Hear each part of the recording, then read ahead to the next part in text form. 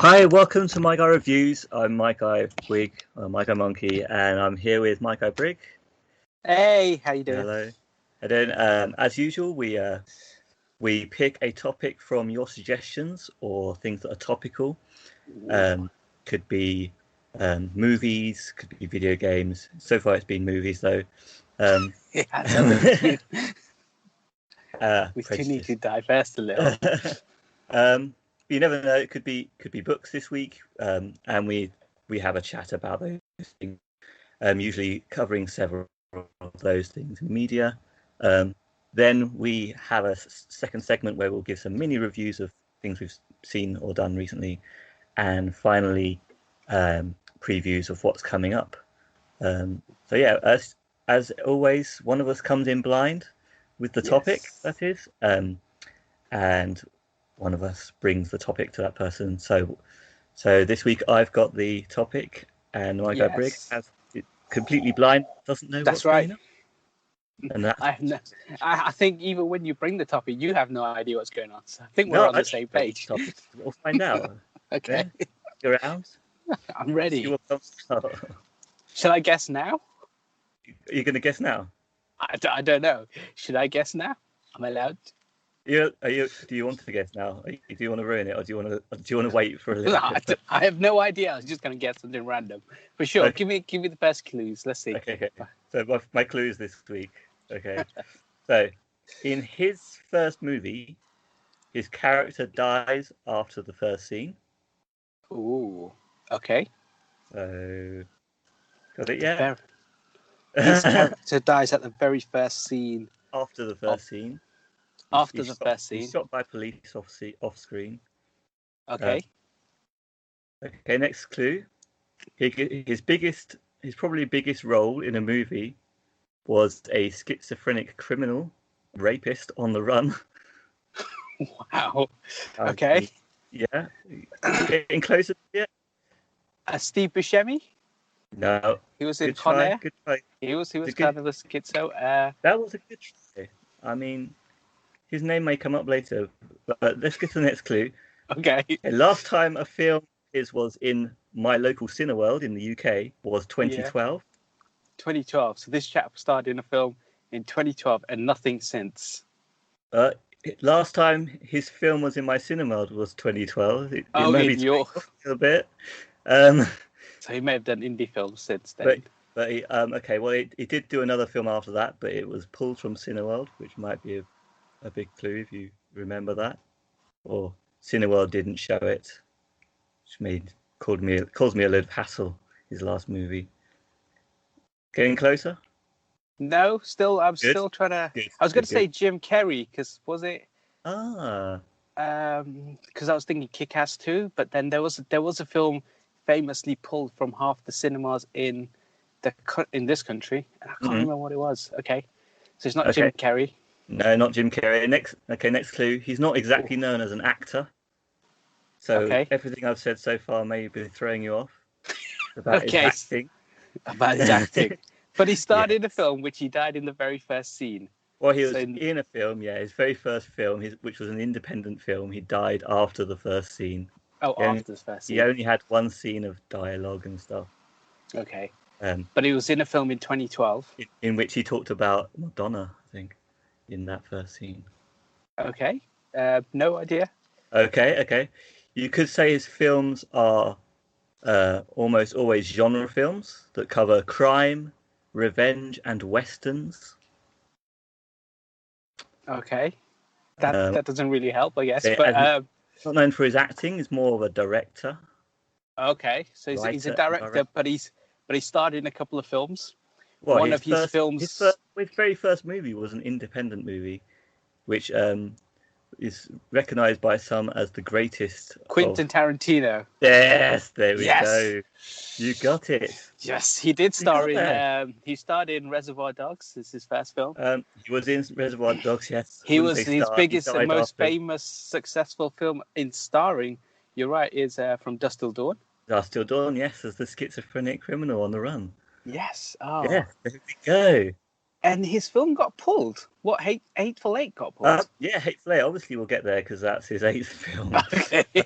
But yeah, skip that a bit. Yeah, his film was pulled because he gave the exclusive rights to the first showing to Odeon, and Cineworld got a hit about it because they didn't get to show it, which made it a bit of a pain for everyone else that wanted to watch it. But there we go.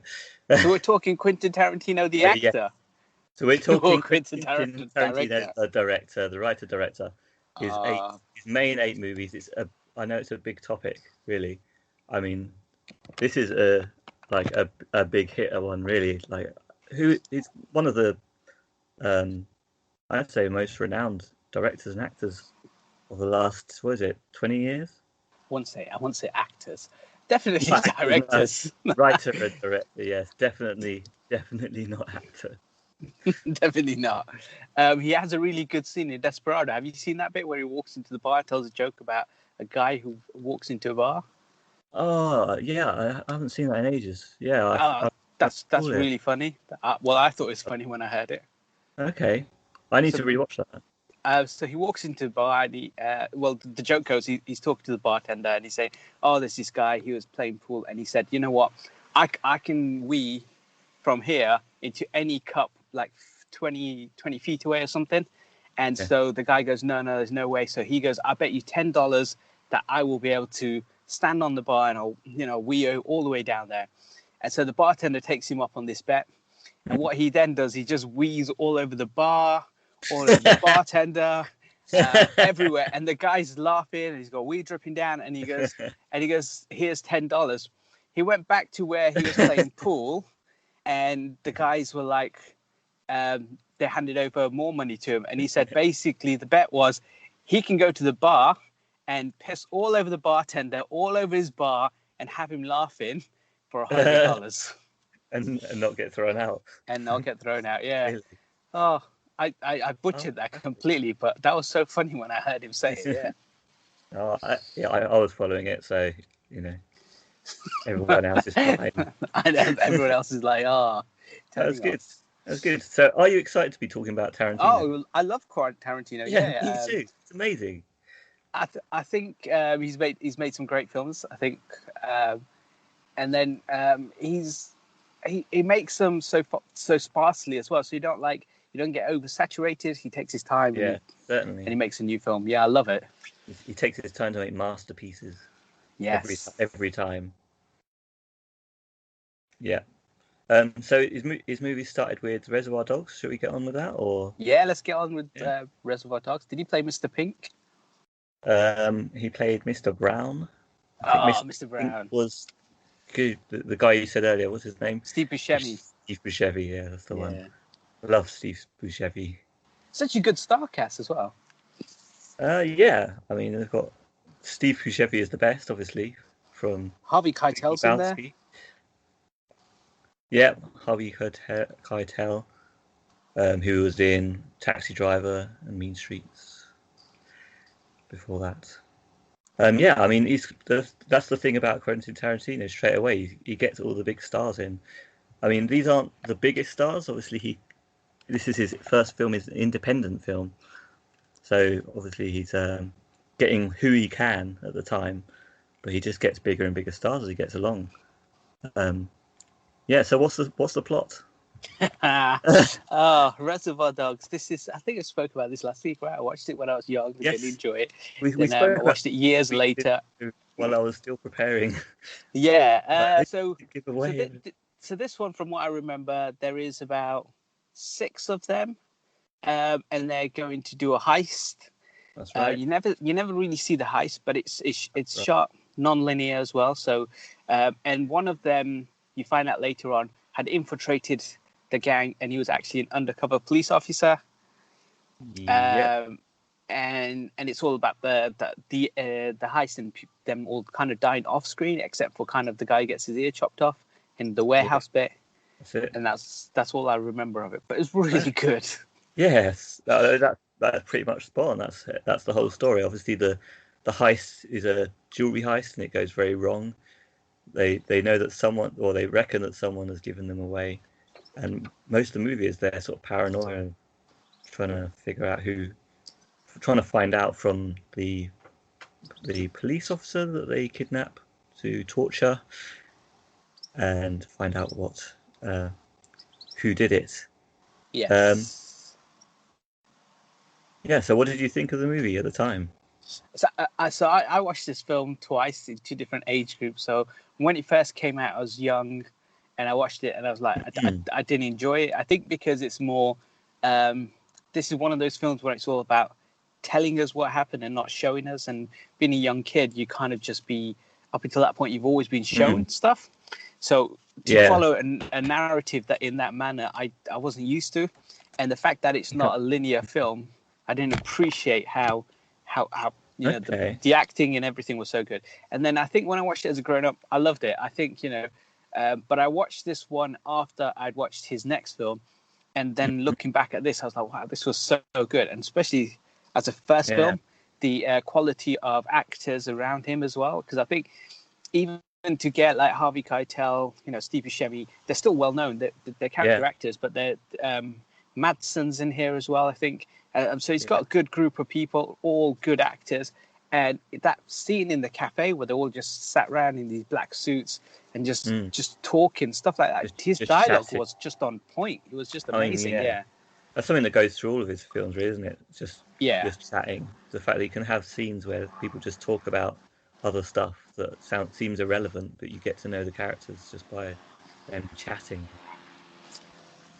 Yeah, I love that, and the fact that all the violence, well, the whole heist just happens off screen. You're right. I mean, that's kind of like, bucked a trend there. I mean, apparently he originally wanted to write the best heist movie to start with. That was his plan, from what I've read before. And then he doesn't actually show the heist. It sort of changed course apparently as the writing went on. And you're right. When I first heard of this movie, it was a big cult hit straight away. Yeah. I was, it was in the 90s. I was old enough to understand and enjoy cult movies, but I mean, I was a bit younger than you, so I don't know why I liked it more. But at the same time, it didn't blow me away as much as the next movie, like you say. It was the next movie that really did it for me. But at the same time, this is a good movie. It's a great film, yeah. All about dialogue and keeping you on your toes with who's done what. Until we find out finally who the undercover cop is. Spoilers, and then seeing Harvey Keitel sort of defend him, even though we now know he's the cop. Yes, that's right. Yeah. It's heartbreaking because in the warehouse bit, because he's really got to know him over the past hour or something, and he feels for him, and it's like, oh, he's dying. You just leave him alone. He's just a boy. And then for everyone to die because of that, it's just quite sad, really. It's a clever movie. I think in terms of, you're right. It was a heist film.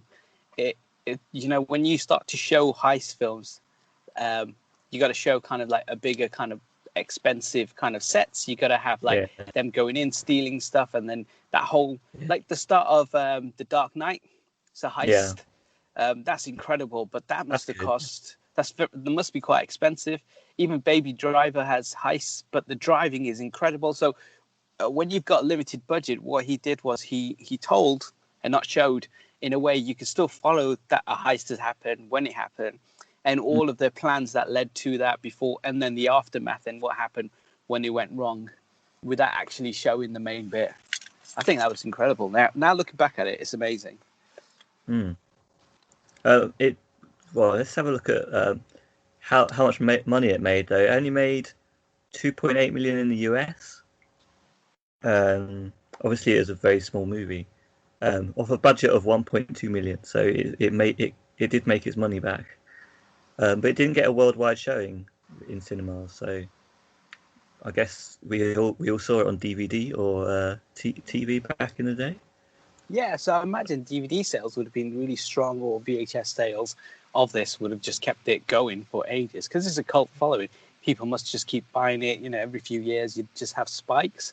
So imagine it generated a ton of money on kind of Blu-ray and DVDs or whatever format people purchased it on, or even video rentals. Blockbuster stuff like that. They must have generated enough money. Blockbuster. They existed back then, didn't they? Yeah, it wasn't Netflix before Netflix. Yeah, or Love Film, as it was called at one point. Oh yes, Love Film. I remember that. I had a free subscription of that for a while. That was good. 91% on Rotten Tomatoes, 94% user rating. Oh yeah, very fresh. Not bad. Very fresh. So in between that and his next movie, should we give it our rating then? Do you want to rate it? Okay. We still have to, don't we? So we've got a I've got a four kind of thing rating. You've got a star system. I mean, this isn't in cinema anymore, but as a grown adult, if you haven't seen this, go out and get it. So if it was, I would give it the full cinema experience. Yeah. If you're slightly younger and you're not a grown adult, watch it on video or DVD or video on demand, whatever. Pay for it in a way.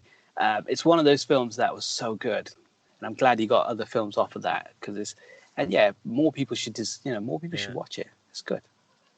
Yeah, definitely. I think it's worth watch. 4 stars simply straight away.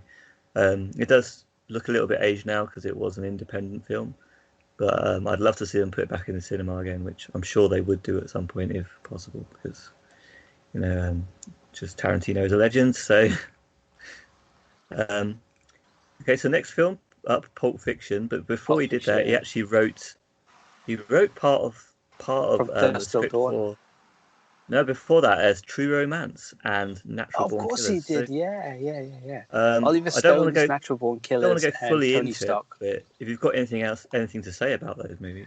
I mean, Tony Scott's True Romance has an incredible ensemble cast. You had Brad Pitt in there, Samuel Jackson, Christian Slater, Patricia Arquette, just loads and loads of famous people. You'll see them throughout the film. I think it was a really, really good film. It's a good choice. Yeah, I agree. Yeah, and as for Natural Born Killers, the Woody Harrelson film, that was actually at that time. I think everyone said it's quite controversial. It's based on a true story, and the things that they kind of show on there. But if you really, I think there wasn't films like that. But if you watch the news, things like that were happening anyway in the real world.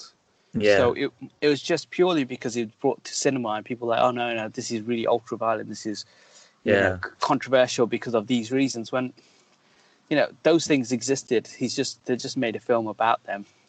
But it was a good film as well. It was a good, solid film, and I think both. But of course, you give it to good directors. You give his story to good directors, and they produce something even better as well.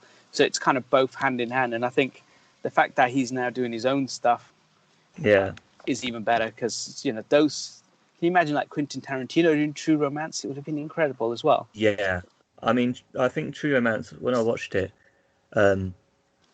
it's got you can see it's a good movie and it's got good writing, and it is good overall. But I always had that feeling that somewhere, some point in the story, it would have been a little bit more stylish and a little bit more impactful if it was directed by Tarantino himself.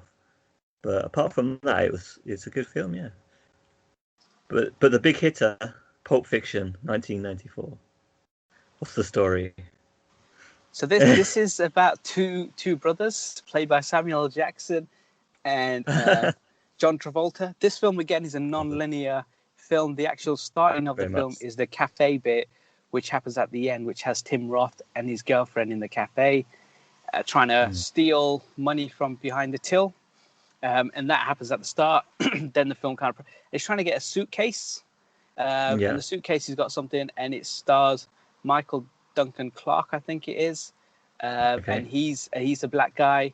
And then there's a boxer who is supposed to take a dive, played by Bruce Willis, and he doesn't take a dive, and so he tried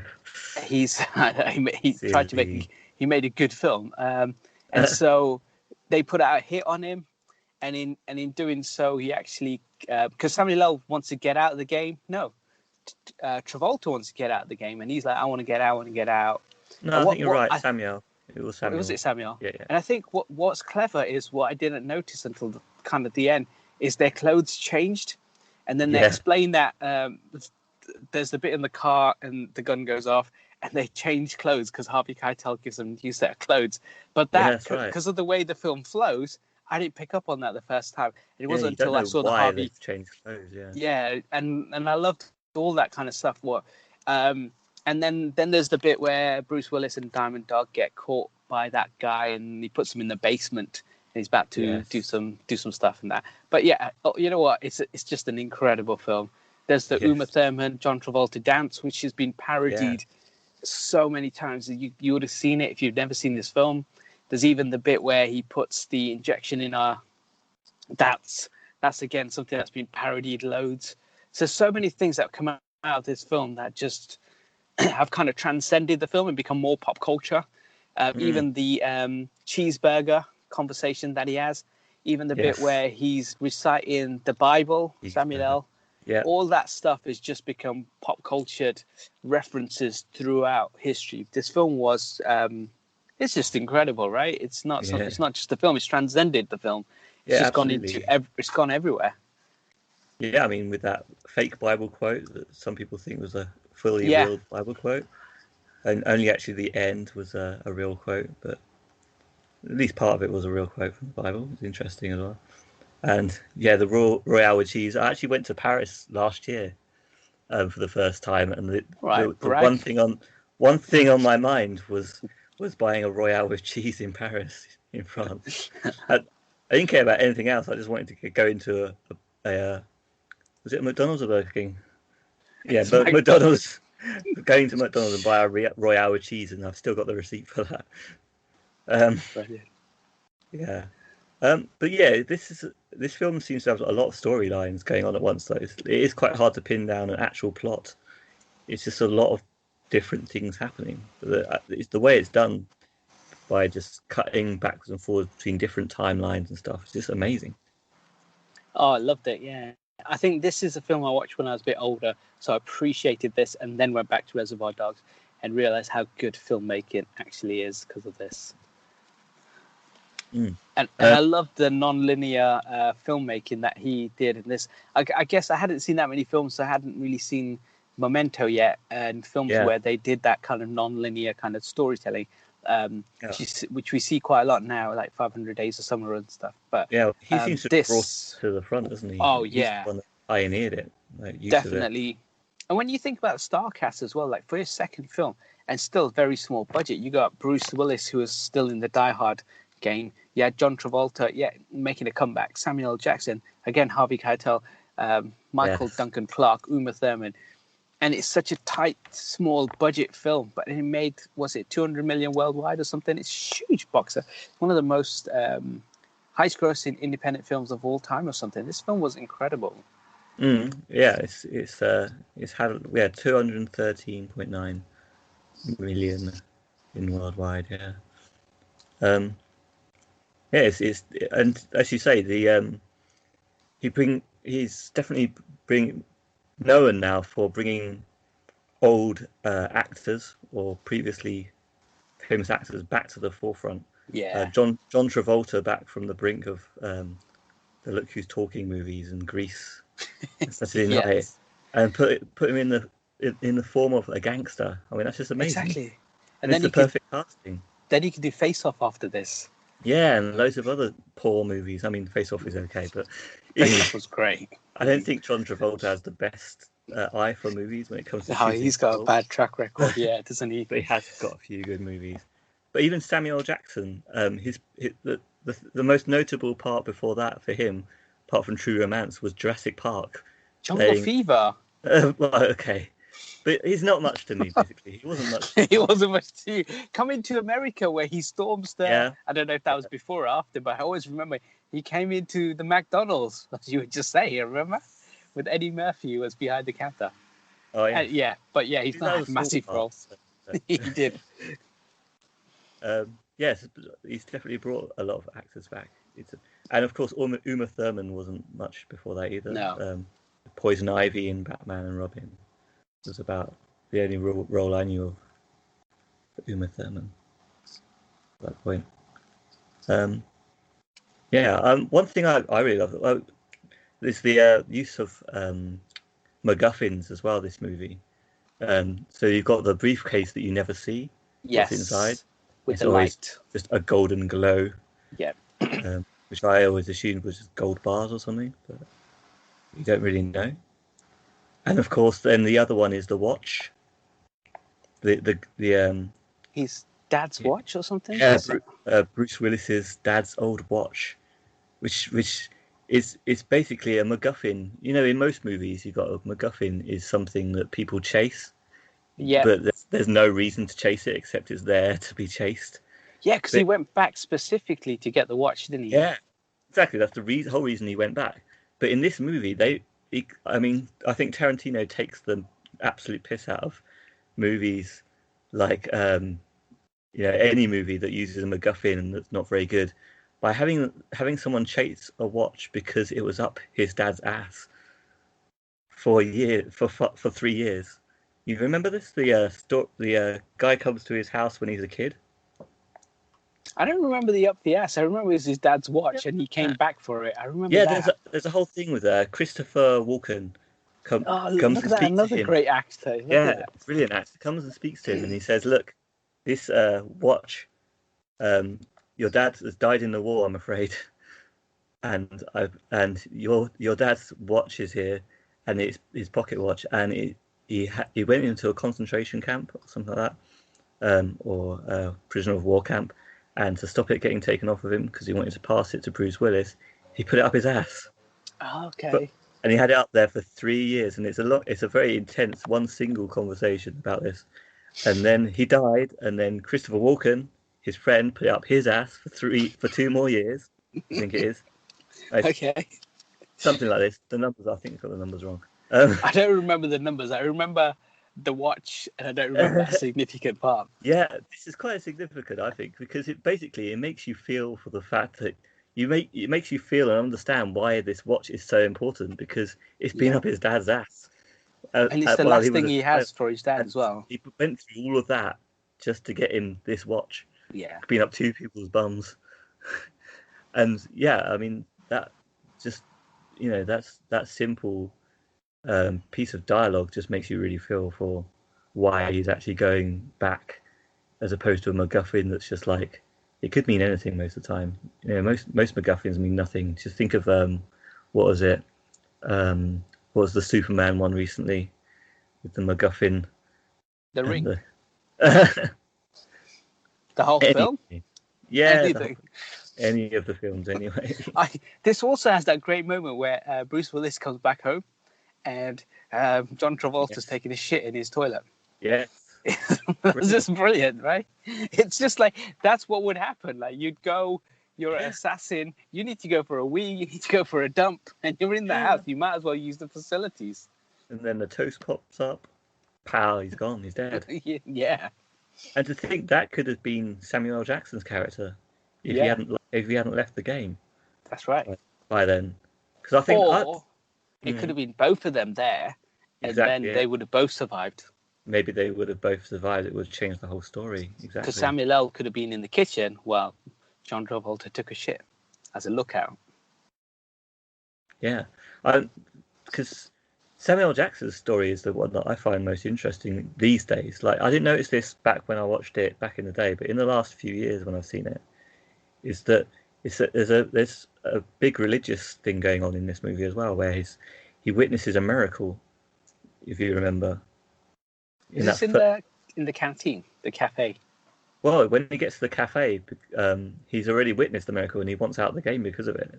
He's changed his mind on what he wants to do with it. What was the miracle? Was it the gun firing off in the car? No, it's when they're in the flat talking, trying to get they're threatening the guys with. Someone shoots back at him. Cheeseburger and all that stuff. The big kahuna blow. Yeah, someone shoots at him and shoots all the way around him and that absolutely misses him at like almost point blank range. And that completely changes his view on things. And like after he just said the Bible quote as well, and then for that to happen, he's like, shit. Something's happened here. Apparently, it's something that comes up quite a lot in Tarantino's movies as well. Is someone with a religious viewpoint, which is interesting, but I only really noticed it in this one. So do we have a rating for it? Do you want to rate it? This is I mean, you'll come to the rest, but for me, this might be my favorite film of Quentin. So this would definitely be a cinema watch. If you can somehow still buy it, definitely buy it. You wouldn't be disappointed. It's so good, and you may have seen it because it's parodied, and you'll see people with T-shirts. You see this film just transcended an indie film and has become pop culture as we know it. Like there's so many people trying to emulate this. Yeah, and they show it on TV all the time as well. So you can't really miss it anymore, which is great. Okay, so next things that he wrote and directed. Do you know the next thing that comes up? The next one was Jackie Brown.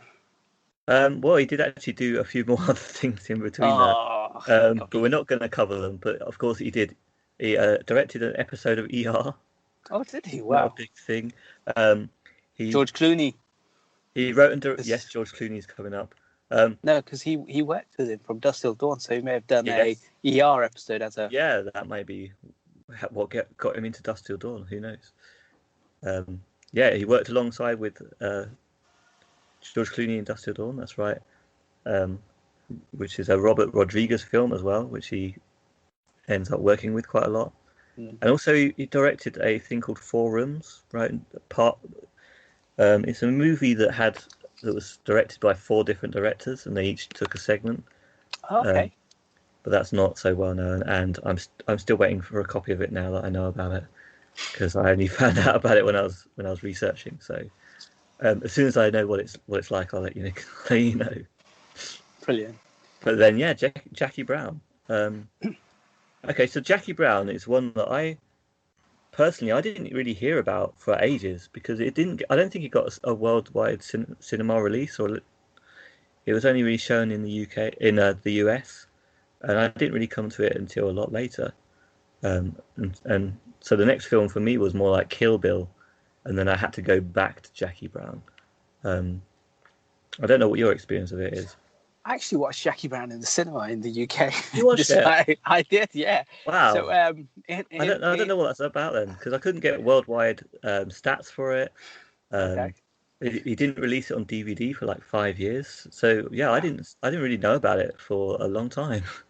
So I remember watching this. Pam Grier plays Jackie Brown. Yeah, you're going to tell us what it's about as well? Not Jodie Foster. It's Jane Fonda's in it. Robert De Niro, Samuel Jackson, Chris Tucker's in this as well. Yes. And this is one of his 5 films to get to that 20 mil. But so it stars Samuel Jackson. He's I want to say he does bonds, or she does bonds. There's bonds involved. Yeah, that's right. And good. she's that's good. She's a stewardess. I watched this years ago. I've only seen it the one time. And this this is kind of maybe my least favorite. I can never remember this film either. So I remember this film. He puts Chris Tucker in the car because he jumped the bail or something. He put him in the boot. They drive off, and he said, "I'm going to take you somewhere," and they literally just drive around in a circle, and then just shoots the trunk and kills him. Robert De Niro's in this film as well, and I can't remember what he does. But again, look at the star cast is incredible. Like, he gets all these people. Yeah, but Samuel L. Jackson, he's in this. He's not the good guy. He's kind of the bad guy. Sam Greer kills him in the end. And he's kind of the weaker bad guy. He's kind of a pathetic character in this one. Yeah, and I can't remember all of it. I just remember something about bonds. She was a stewardess, and Jane Fonda's in it for some reason. She just kind of wanders in and out, and then her and Robert De Niro have sex. Yes. Chris Tucker dies. I always remember Chris Tucker death in the cinema. And I remember Chris Tucker died, and that was kind of it. Because he plays an annoying guy. He plays himself in this film. Who? Chris Tucker. Chris Tucker, yes, the comedian, yes. So you've got most of it, except I think you'd really say it stars Jackie Brown. She's kind of the centre of it, but then you're right. As soon as the movie starts, we're showing her right at the beginning as a stewardess to show that she is the star, but then it goes straight into the story of Beaumont, who's Chris Tucker, being bail bonded out of jail by Samuel L. Jackson or Ordell, because he doesn't want him to squeal on his criminal business. So he basically bail bonds him out to kill him. And yeah, he just drives him around the block, shoots him, just like that. Robert De Niro is like another. Like I've never seen Robert De Niro in this sort of character either. Like he's he's kind of like a fairly pathetic criminal character, a bit like Ordell as well. They kind of, I think Ordell is drug running. No, he's gun running is what he's doing. Okay. And it's Pam Grier's friend. Well, she sort of befriends the bail bond man who goes to get her out. So Beaumont has already been shot to stop him from squealing. Then Ordell, who's played by Samuel L. Jackson, gets Pam Grier, who's Jackie Brown, out of jail next, and then the bail bonder, whose name is Max Cherry, is then sort of gets a connection and feels for her because he's going to get her out of jail, and they both know what it means. They know that she's going to be killed next. Yeah, Ordell's going to be going to kill her. So straight away they get a connection, and he decides to leave the game of bail bonding straight there and then. Although he doesn't straight away. Who's the actor? Who's the other person? Robert Forster. Okay, don't know who he is. No, I don't know him, but he's another one, sort of a classic actor that's been in a lot of films, just like Pam Grier, really. Pam Grier was in a lot of dodgy 70s movies and blaxploitation movies, which is why I think Quentin Tarantino knew her from those movies. And this is a sort of based on blaxploitation movies. So that's sort of its angle. And yeah, I like this movie, but it hasn't got so much of as most of Quentin Tarantino's movies has, is non-linear story, but it doesn't have much of it in this movie, except for the point where they're moving money around and they just show from 3 different angles, which it didn't have as much of an impact as the other movies. Yeah, that's why I think I never went back and watched this a second time. I saw this years ago, and I think, is it I want to say like a 1998 release or something? Yeah, 97. Yeah, wow, so good shout. Yeah, very good. Yeah. A lot. Yeah, so I remember watching this once and never actually going back to it. I mean, back then, the cinemas where we live, they were a bit lenient. They didn't ask for ID, so you can get into almost any film. Oh wow! It got stricter as time went on. Okay, we're not going to close down all the cinemas because of that. They now ask for ID. Yeah. If anyone's listening. Back in the day, people could get in the fire escape and stuff and watch movies. You literally bought a ticket for what was it? Did you say 98? So maybe you bought a ticket for The Lion King, a child, and you could walk into Jackie Brown. This is an example. Because there's you could if they were in the right areas in my city. Exactly, if they were on the same. But yeah, so I agree with you. I think in terms of dialogue and everything was great. I think the story was, for this one, it was just fine, and he didn't have that kind of same style that he had in Pulp Fiction or Reservoir Dogs, and that's why those two are more kind of cult classics than this one. And this one was more. It looks glossy and feels kind of like more like he's now got a proper studio behind him. This is when he was working with that's Sex Pest, and they kind of produced the film and stuff, and so it felt like a bigger budget film as well, compared to kind of like the more raw films he'd done previously, where it was like, Quentin, you have to make the film on this shoestring budget and see what you can produce. For me, I think it's just more of a personal piece. I think he made it for Pam Grier, really, to focus on her, and I think the Robert Forster guy as well, it really focuses on those characters. And where you've got Robert De Niro and Samuel L. Jackson, who would usually be like the hard-hitting, very stylized characters, they're such little characters. They're subdued a little. Yeah, they're subdued and they're pathetic and they're human, and I think that's why it's not such a big movie. And you know, it's not one of those hard-hitting, stylized movies that he's done with Pulp Fiction, which got him the big fame, and then next one coming up as well, Kill Bill. They're just such big, stylized movies. Whereas this one was going for that blaxploitation angle, and it's got all the nice sort of black artist music in it and things like that. But it's also very focused on those two characters and sort of how they're getting old and they want to retire, actually get some money out of this bad situation. Because yeah, so I do like this movie. I've seen it several times since, and I understand it a bit more every time, because there's the bit where they come up with a big plan in the middle. I don't know if you can remember it from when you've seen it. No. But they're in the shopping mall, and they're trying to get his money. They're trying to set him up, but at the same time they're trying to steal the money. So they're trying to set him up with the police, but also they're trying to steal the money for themselves. And they've just got this plan of where they're going to switch all these bags, and then they have like a test run first of all. And for me, all of those things the first time sort of meld into one, and maybe lost me a little bit. Okay. But every time you see it, it makes a little bit more sense. So I would say it's worth watching again. So rating wise, I would say it's worth watching again. I'd say give it 2 or 3 stars. 3 stars. You should go back and watch it. This would have to be a streaming service one. I mean, if you already own a streaming service and you pay for it, if it's on there, watch it. If not, well, it's fine. It's all right. Yeah. Not missing out. But I will have to watch this again, because I haven't seen it since.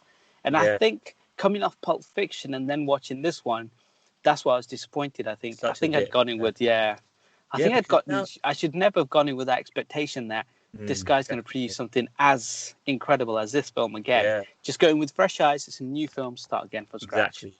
Because I went back to it as a film. Oh, it's an underrated film that I haven't really seen for some reason. It hasn't had a public image for me personally, and that's how I enjoyed it, because I could see it was not a big hitter.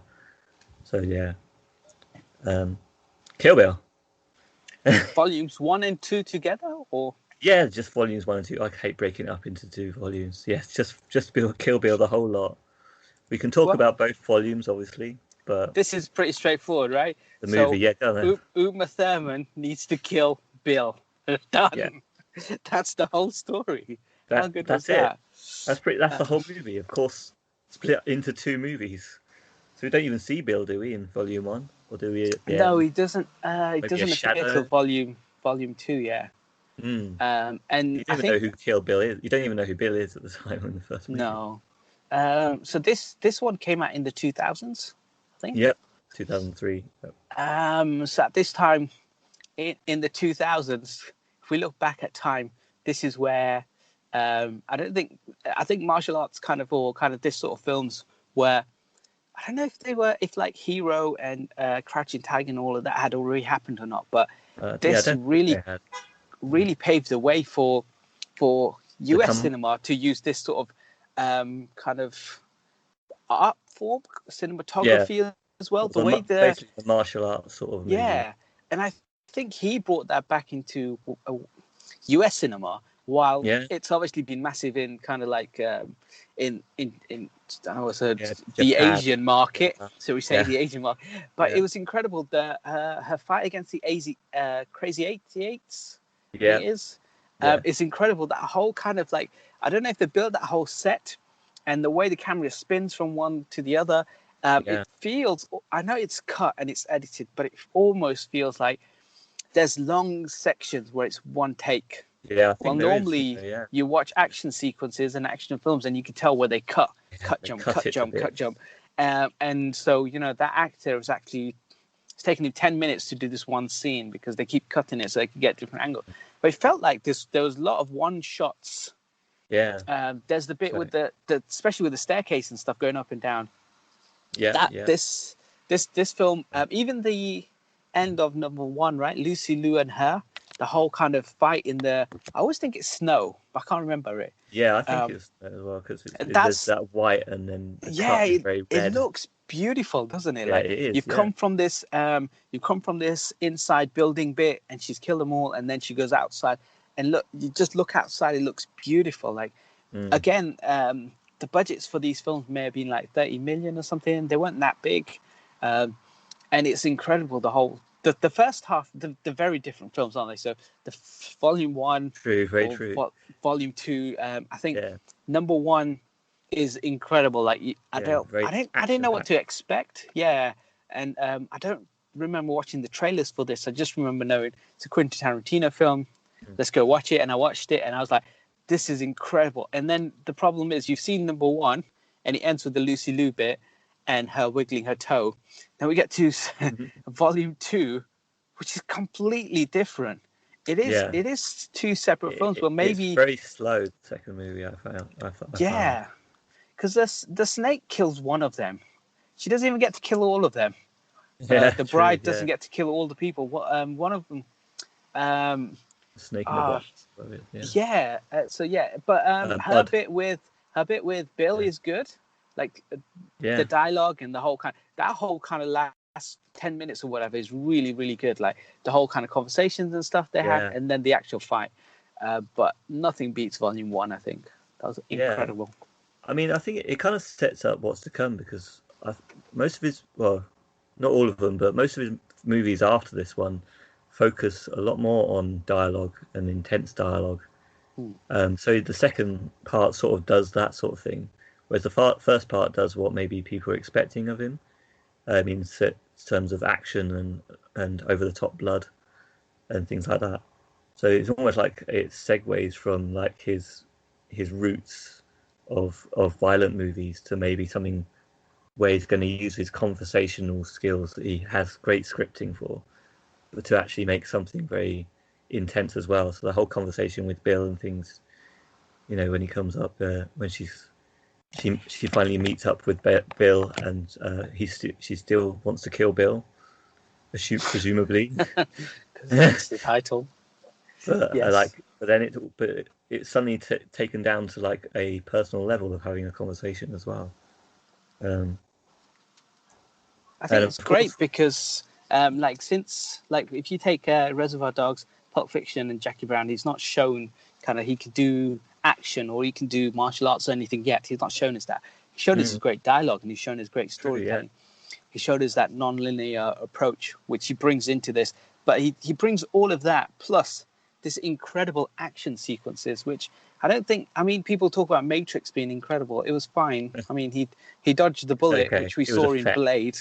He did the same thing in Blade. I mean, there's nothing special in that film. But I think this, for me, was a person who'd kind of seen a lot of films, was inspired by that, influenced in that way, and he just brought this incredible world that I don't remember seeing in kind of American cinema at that time. Yeah, I mean, that's why he's known as a sort of genre filmmaker, because obviously the last one we had was a blaxploitation movie. The other ones have been sort of very crime-driven movies and things like that, and this one is like his martial arts movie. It's all the stuff that we grew up on back in the day and rented from the video store, as he'd call it, video shop, or Blockbuster. And he would have done that as well. So these are all the movies that we grew up with as teenagers. Like martial arts movies was one of those typical ones you'd rent, and they were all from Japan or China, have Bruce Lee and things like that. Yes, and he's like he's got his head just packed full of all these great movies, and he just wants to do them the best that he can as well, and just wants to do something amazing with them. And I think he does that with this. He decides to transform the genre of martial arts movies onto the big screen for American audiences and worldwide audiences. And the music is great in this as well. It just all works well together. Oh, the siren sounds and things like that every time Kill Bill. Is that her name? She's the bride. They referred to her as the bride, didn't they? The bride. Every time she gets mad, you get that. Sound. Yeah. I haven't seen this in so long. And the whistling sound of the woman with the one eye. I think her name is One Eye. You remember that? She's walking along the hospital corridor, about to go and finish her off, and she's just whistling this haunting tune.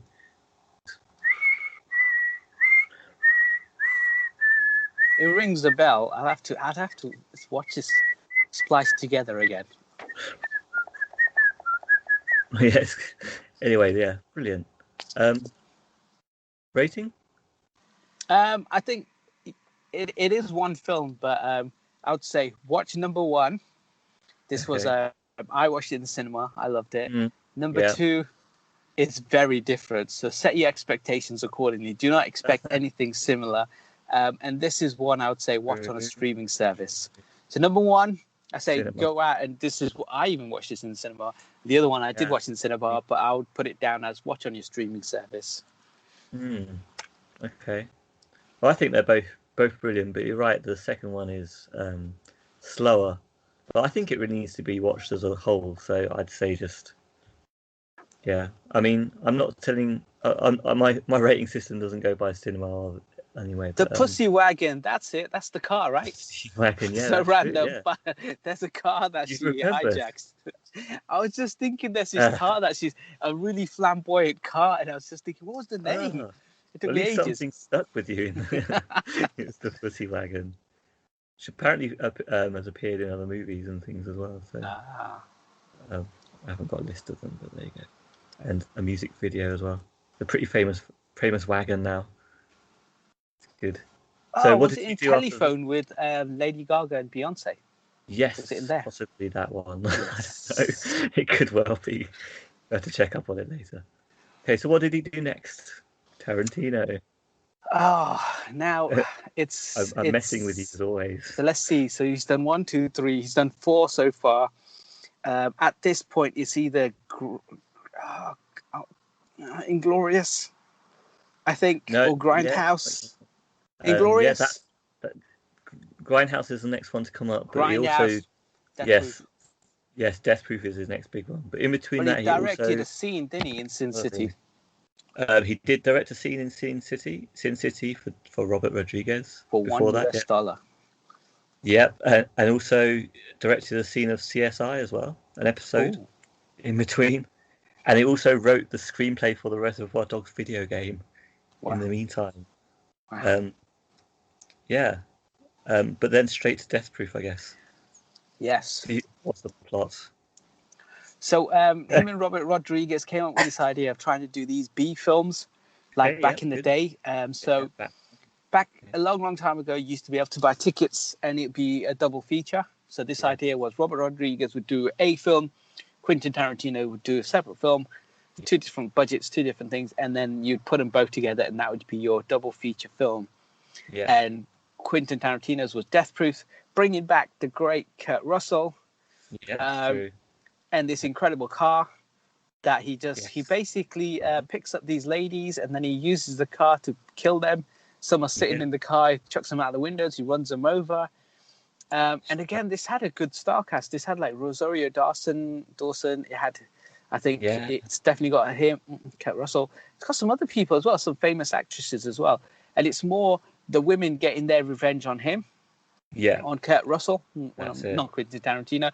And it's, I think the story is, once it came out in the cinema as well, they realized the 2 films weren't doing so well. So internationally, it was almost like Death Proof was promoted and distributed by itself compared to Planet Terror, I think it was.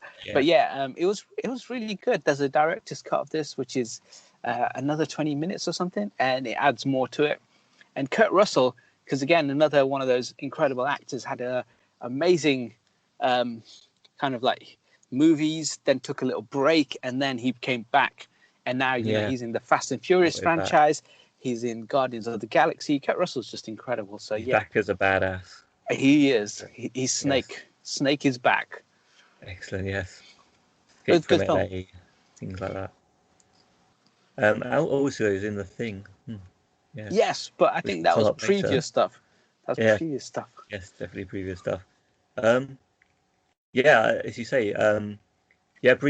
He does. You're exactly right with the plot. Anyway, yeah, well done.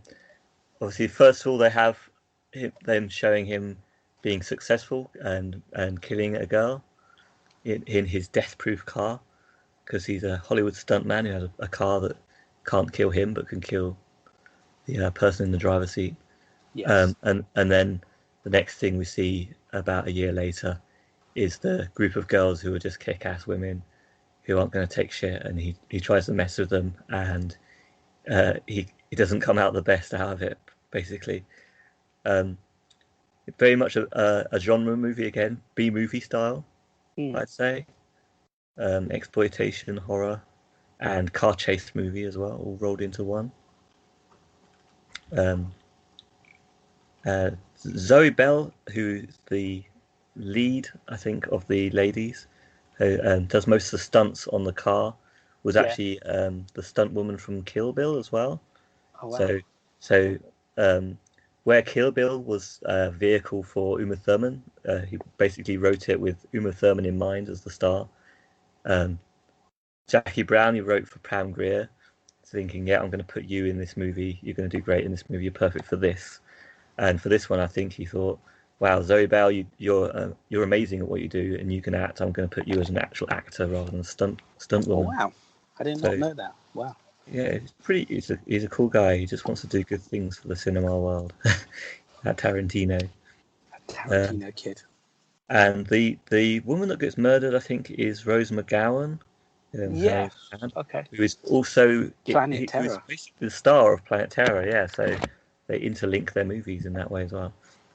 And she was picked because of the Harvey Weinstein allegations that were going on at that time. That's why Robert Rodriguez picked her in the film.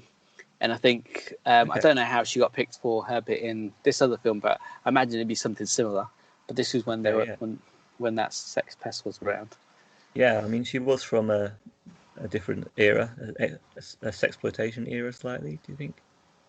Or why was she chosen exactly then? So, the Harvey Weinstein stuff, right, is still ongoing.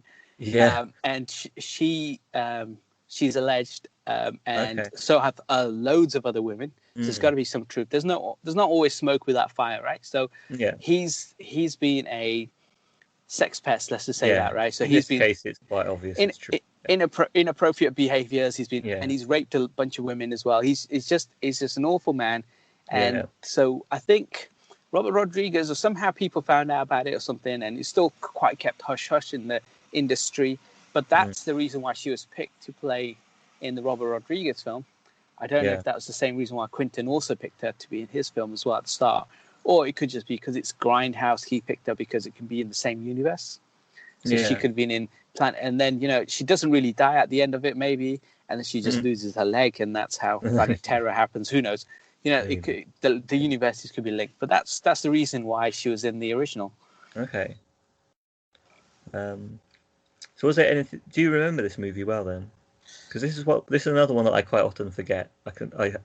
I have to go back each time and I think, I don't remember it being like this. Again, this is one I watched once. Yeah. So I watched it as a double feature, and I watched one after the other. And I think I watched it's Planet Terror first, Death Route. But at this point, I love Robert Rodriguez and I loved Quentin Tarantino. So the fact that they were doing a film together sounded great. But I think what happened was they got given huge budgets to try and make a B movie style kind of grindhouse kind of thing, when they should have been given smaller budgets and say, look, guys, we know you can do incredible things. Look at Desperado. Look at Pulp Fiction. Here is like $5 million US, and now go away and make incredible films the way you guys do. Instead of here's 30 or 40 million each, go away, make something, and then we will slap it together, make it like a B movie. And I think that's where it kind of fails because it's quite glossy. It looks good. They spent more money on this than Kill Bill. Exactly, yeah. So, even though he's got like scratches in the film and he's got like missing reel here, stuff like that, to make it feel like it was supposed to be an old grindhouse film. It never really felt that way. If it just made this film on a smaller budget, and we could see what Tarantino can do he would have done a great job, because he just proved that in Kill Bill. He proved that in Pulp Fiction. I think after a certain time, this is one of those films where I think his career is kind of like, they're all great films, but they're kind of like the first two are just, I'd say masterpieces. Then Jackie Brown is just a good film. So kind of for someone who's that good, it goes down a bit. And then, then after that, he has Kill Bill, Is that right? So Volume 1, again, a masterpiece. Second one, again, a good film. And then this one it's just a good film. Like, if it's someone else's film, you're like, that was good. That was really good. I enjoyed it. For Tarantino, I think, because the bar is so high for him to clear each time, this is just a good film. Yeah. It could have been so much better if they just restricted it to directors and just given them almost no money and said, go away, make a film. Yeah. I think you're right, because it does feel like such a cheap film, even though it's really expensive. Yeah. And I think that's why I would really, most of the time, I wouldn't even class it as part of his 8 movies. It's like a half a movie, because obviously it was part of a half, the Grindhouse Double presentation. Feature, Double feature means it's slightly shorter as well, and it feels like a cheap movie. It's an okay movie. I love all of Tarantino's movies and what he does with what he does, So it's nice that he wanted to do this B movie style and this car chase scene with real stunts and all that sort of thing. It's nice that he wanted to do that, but it's just something that he's done for himself. Yeah. And yeah, it's not really that big a movie as it could have been. I don't know. Yeah, so I wouldn't really class it as one of his big movies, but he certainly does, because obviously The Hateful Eight is classed as his 8th movie, and so that means this is definitely his 5th movie. He's gotten very well ordered on of what movie he classes as his movies, which he counts. So, yeah, I mean, yeah. So, would you recommend it? I mean, if you've got an hour or hour and a half to kill, you're on your streaming service and you've seen everything else, that's where I'd put this. It's worth a watch, but it's not something you should run out and watch like some of his previous films. Yeah, I'd probably give it a 2 or 3 stars for my version of my version of rating. It's an okay film. If you're a big fan of Tarantino, you're definitely going to watch it and enjoy it. If you're not a big fan, then it's just kind of average. Yeah, I agree. So his next film up, 2009. It's Inglorious. Inglorious Basterds. With Brad Misspelled. Pitt, Christopher Waltz. Yes, Christopher Waltz. Who won an Academy Award, didn't he, for this film? Yeah, his first time to Tarantino movies, and amazing. Yeah, I think it's his first feature-length film as well, Christopher Waltz. Yeah. And he got nominated. I can't remember if he won. Maybe he won an Oscar for this. Yeah, it's really good. This is just, and it's a very different film. Like what we've seen previously to like so it's almost like saying, here, Quentin Tarantino, go make a war film. And that's what he's done. He's made a war film, but he's done it in such a different way. Very unique. That's what he likes to do, though. He likes to take one genre and then twist it around and make something new out of it. So. Yeah, this was really good. This is him making a comeback right back to his the first 2 films days. That's how good this one is. Okay, for me, I love this movie too, but it's so long that it's hard to remember. Oh, it's about 3 hours, you mean? Yeah, I love it, but like I feel like, do I really want to rewatch it every time, because it's just so long? But what is the plot then? Soldiers trying to kill Adolf Hitler. Yeah. That's it. Okay, yeah. I mean, you've nailed it pretty much. And Brad Pitt's in it. Yes. So there's vigilante, well, not really vigilante, but a vigilante set of soldiers who like to do things the brutal way in France during World War II, scalping Nazis. And then at the same time, you've got a lady who owns a cinema, who the bad guy, Christopher Waltz, ends up chatting to, and choosing her cinema as a place for a sort of high-ranking official Nazi meetup to watch, probably Dawn of the Nation, whatever it's called, that sort of Nazi propaganda film, stuff like that. And the two come together to use their cinema to give the Nazis a big hit by burning it down. Yeah. So Christopher Waltz, as you say, Brad Pitt. Brad Pitt's brilliant in. I love seeing Brad Pitt in this movie. I'm a big fan of his as well. I remember watching Brad Pitt in something called Californication, I think it is, with the guy from X-Files, David Duchovny, right? Yeah. But he, spoiler alert, he plays the villain, Brad Pitt, but he was so good in that film that after that, I loved everything he did. Seven, Fight Club, whatever it be. I was just like, yeah, I'll watch Brad Pitt in anything. He was so good. Yeah, I think for me it was Fight Club, the first thing that I really liked him in. So yeah, ever since that I've been interested to see what he's in. And that six-pack in Thelma and Louise, I was like, wow, this man can act. Yeah. Without a shirt. And he's going to be in the upcoming Quentin Tarantino, isn't he? Is that right? Once Upon a Time, yeah. It's him and Leonardo DiCaprio and Margot Robbie. Again, a huge star cast for this one as well. Which is why we're talking about this, obviously, today, because it's coming up soon, this new movie. And we'll talk about that a bit later, I guess. Trying to talk about that. So you liked Inglorious Basterds? I did. I enjoyed this. It's a new take. It's actually quite funny as well. Like there's I won't say laugh out loud moments, but the dialogue, and again, because this is kind of like what I want to see him do. I don't want to see him kind of pegged down, but I guess people just say, "What do you want to make?" And he's just like, "I've got this idea," and you're like, "Go ahead, and make it. Get whoever you want." People want to work with him, but it's just the dialogue and the story, and even though it's such a subject matter that's kind of like happened not that long ago. And it still resonates with a lot of people because of how horrific it was and the things that went on. He actually makes it, it's a fresh look on all of that. Some of it's actually funny. And the first time I watched it, the 3 hours did drag. But I think if I had to invest the time again now, it's like I have to put aside 3 hours to watch this film. Yeah. So I think that's the only downfall.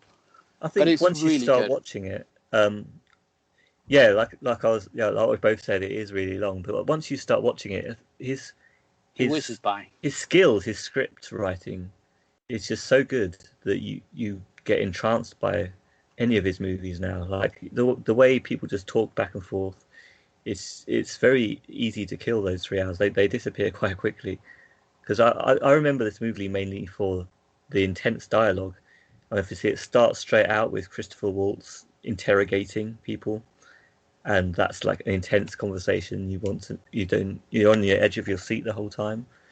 And then just throughout the movie, whenever Christopher Waltz is around, you're on the edge of your seat as to what's going to happen next, because just you don't know what's going to happen. Everything could change just in an instant. And he could find out that someone is an enemy of the Nazi Party in any moment and just shoot them. And it keeps you on the edge of your seat. His acting is incredible in this film. Yeah, I mean, he is an incredible actor. I think I read that this movie almost didn't get made in the sense they couldn't find an actor to play his part. That just they needed someone who was just that good, and they were like they almost didn't get made until they found Christopher Waltz, who just showed immediately how amazing of an actor he is. So this is one I'd definitely say it's a bit late now, but this is definitely a cinema watch because you've got to go out your way, spend 3 hours and enjoy it, or watch it on DVD or something. The good thing about watching at home, you can pause and go for a wee break. It's a good film. It will whiz by. If Volume it's the 1, first, Volume 2. Exactly. If it's the first time you watch it, I think there's so much happening and you're kind of on the edge of your seat for a lot of it that the time just whizzes by. Yeah, I think once you know what's going to happen, it's less of a surprise, so it's less as intense, but it's still a good watch just to watch all those things unfold. But I would still give it probably 3 stars for it because for me, this one is just a little bit longer and less impactful for me than some of his other films. Wow, I'm afraid, yeah. That's a big middle finger to Quentin Tarantino. Yeah, well, sorry, but Django is just coming up was just. Oh yes, I was thinking, what was the next one? Big movie. I'd forgotten about this one. Because Okay. I kept thinking, what's number 7? What's number 7? And now that you've told me, it's Django Unchained. So Inglorious Basterds and Death Proof are two that I mix up the order of, which you almost did as well. Quite forgettable sometimes for me, which obviously not the case for you for Inglorious Basterds. But for you, it's Django Unchained you were forgetting. As in, I just didn't remember. Yeah, he's number 7th. Okay. But I remember watching it, and I remember loving this film. Yes. This had Leonardo. Yes. This had Samuel L. Jackson, Jamie Foxx, Kerry Washington, Quentin Tarantino himself. Christopher Waltz again. Oh yes, because he's the bounty hunter. It's the good guy. And he helped Jamie Foxx. And he at the start of the film he rescues him, and then they go off to find this guy who Jamie Foxx has seen to claim a bounty on him. Yeah, he turns out to be the sheriff, I think. Of this town. One. Yeah. And then he teaches him how to do this bounty hunting and stuff. It's incredible. Yeah, exactly. He gives a black slave his freedom, and then teaches him to become a bounty hunter.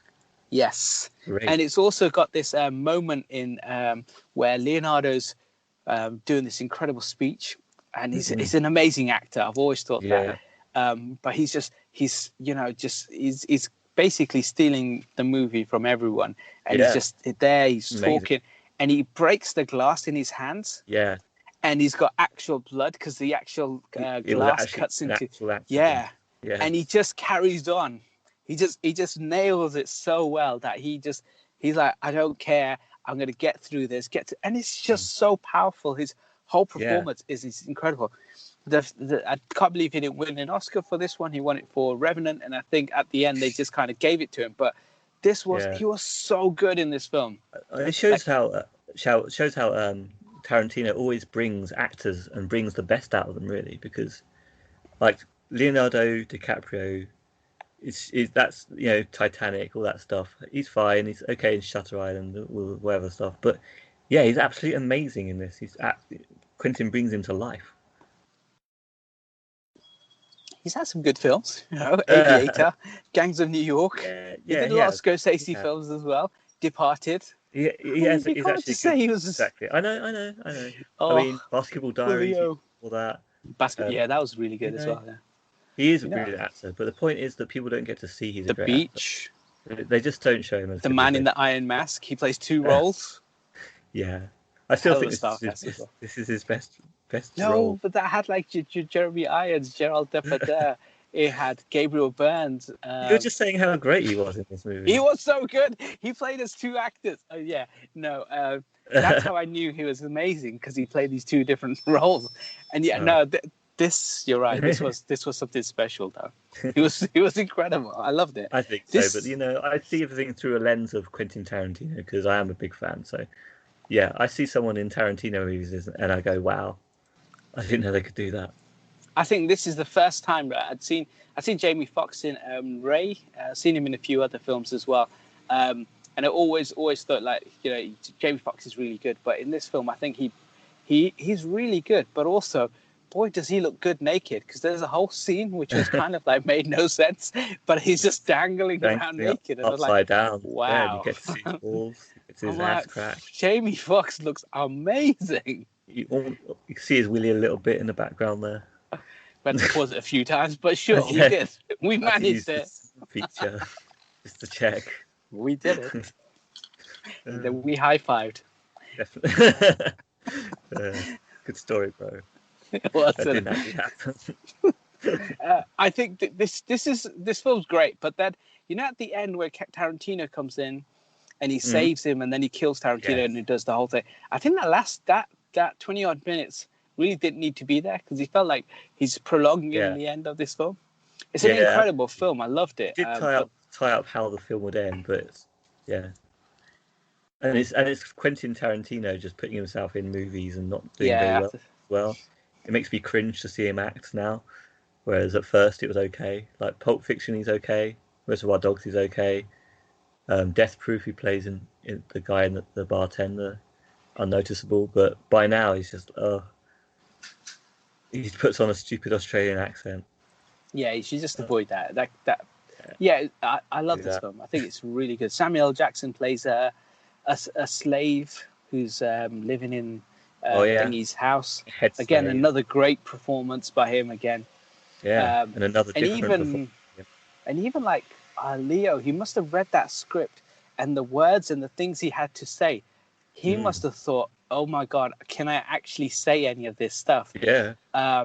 It's, if you haven't seen the film, go watch it. Don't want to spoil it, and we can't even say any of that stuff. But it's amazing. We can't say any of that stuff he says in that film. He's so good, and he makes it. It's weird because it makes me feel that he is, and he's not. And genuinely, I love Leo, but he makes me feel in that film, as he's acting away, that he's a genuine racist. Yeah, he was so good. Like everything he said, the way he acted, his mannerisms.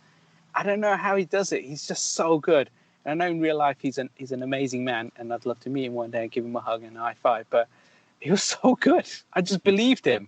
I couldn't stop staring at like how good he was.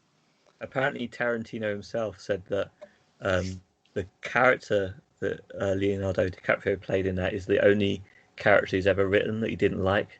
That he actually hated. Oh, okay. He's just revolted by his own character he'd written. Whereas other bad guys, you know, he didn't. He had some likable aspects about him, but but this guy has no redeeming qualities at all. Absolutely none. He's a terrible person. Yeah, but such a good actor. Candyland. I love the name of that place. Oh. Let's go to Candyland.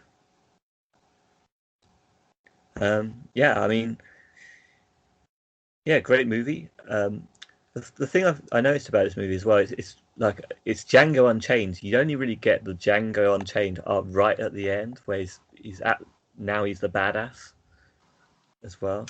Well, I guess it's kind of freedom as well, right? So early on, when he buys his freedom, and he's actually a free man for the first time.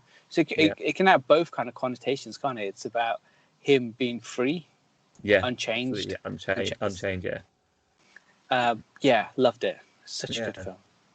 And also music-wise, like Tarantino's had great choice of music in soundtracks have been amazing. Yeah, and this one's spaghetti western, but sometimes there's like heavy rap to go in the flow of what Django's sort of motivation is. So when he's about to kick some ass, it's like, put on some heavy rap music. Yes, they could have put a Jamie Foxx track in there as well. Like he's in R&B. He's got a lot of hip hop friends. Yeah. I mean, Jamie Foxx has a great record of movies as well. Blame it on the Jews. It's like blame it on the alcohol. Gold digger. You took my money. These are all tracks, right? I'm in need. Yes, these are all Jamie Foxx featured tracks. Just come out with these words. Amazing. Yeah. If there is a rating system for this, I didn't watch in the cinema. This is one I missed. I watched on something called Sky Movies, but I would have definitely have loved to watch this in the cinema. So in the rating system, this is definitely a cinema watch. Yeah, definitely. I think this is a 4-star movie for me as well. Just the intense conversations with DiCaprio, which are totally believable. So good. Yeah. And also Christopher Waltz and Jamie Foxx just together are great and coming up through the film. Yeah, definitely worth a watch. And then the big shootout as well at the end, which has to happen because, Tarantino and westerns. It's actually a lot of fun as well. Apart from the fact, also it's got quite a lot of disturbing connotations for sort of deep South racism and slavery. Yeah. It can be quite a fun movie, but at the same time, it can be quite a disturbing movie. Yeah. I think this is his film with the most amount of nudity as well. Yeah, probably is. So that's a big thumbs up.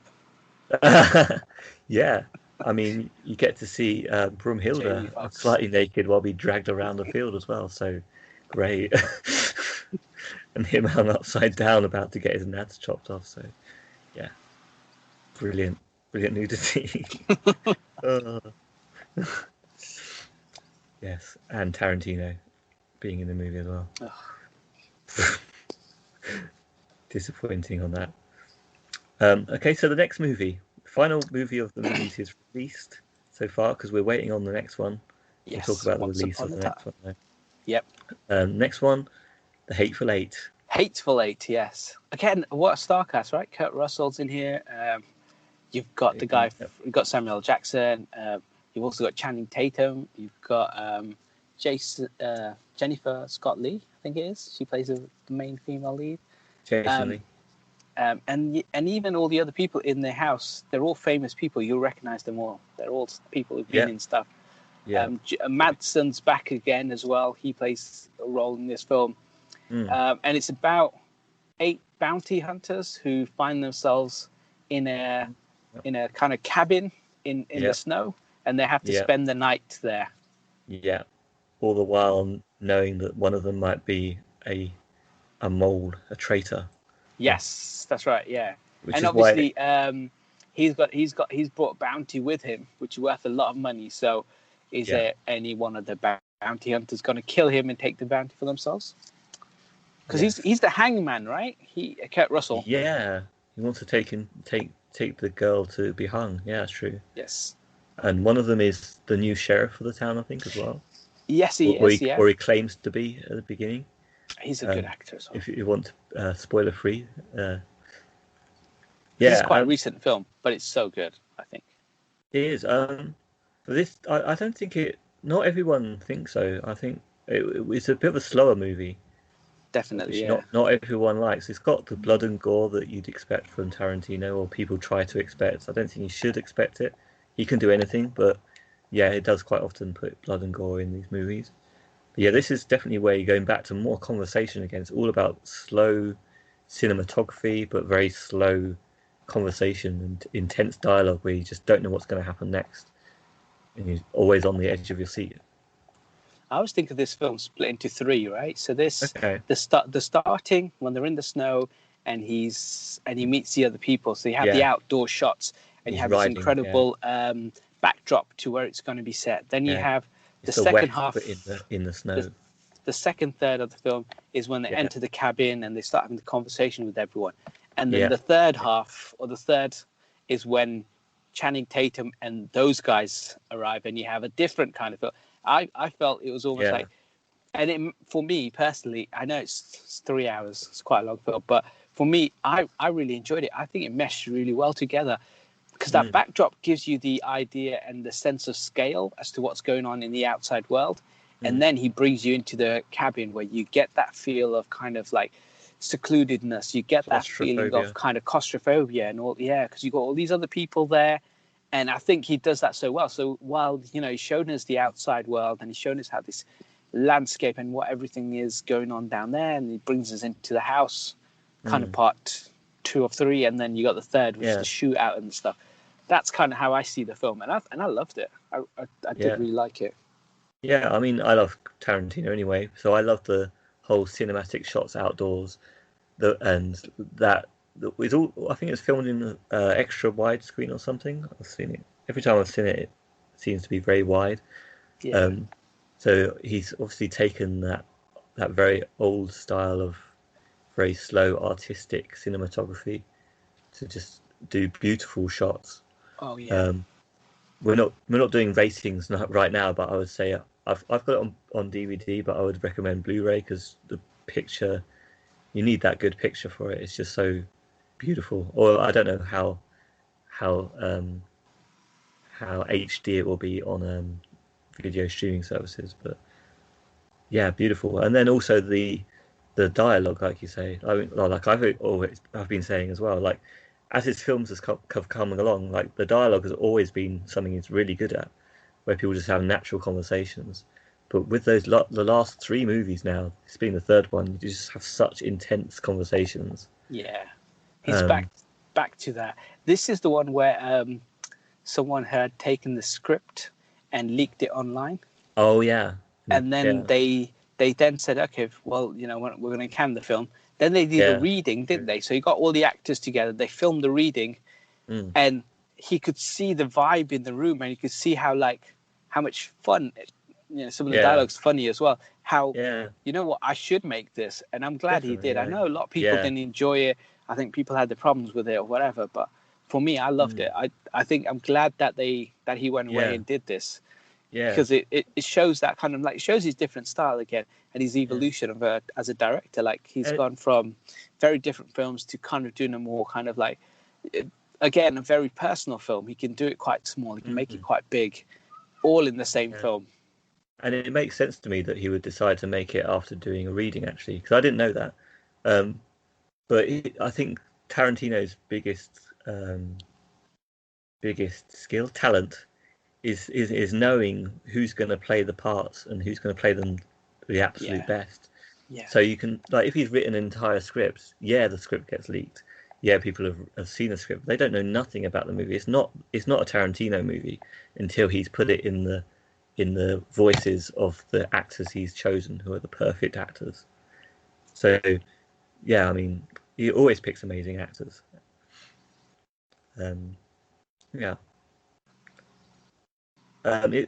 People were talking a lot about this being like The Thing when it was before it'd come out. Oh, were they? Oh, because of the winter, the snow setting, because they were being abandoned, and being isolated and not knowing who's going to betray them. Just like like in John Carpenter's Thing, at the end where they're all sitting around, I think also the person that wrote the musical score for this actually wrote the score for The Thing as well, and they used some tracks that were originally written for The Thing. Oh, okay. But he's also, I mean, that's another thing about the movie. It's got a great score as well. I think he must have done westerns and things as well, because it's just a really good artistic soundtrack as well. Yeah. For the backdrop. Something I actually found out today is this was actually originally written to be a Django sequel. Did you know this?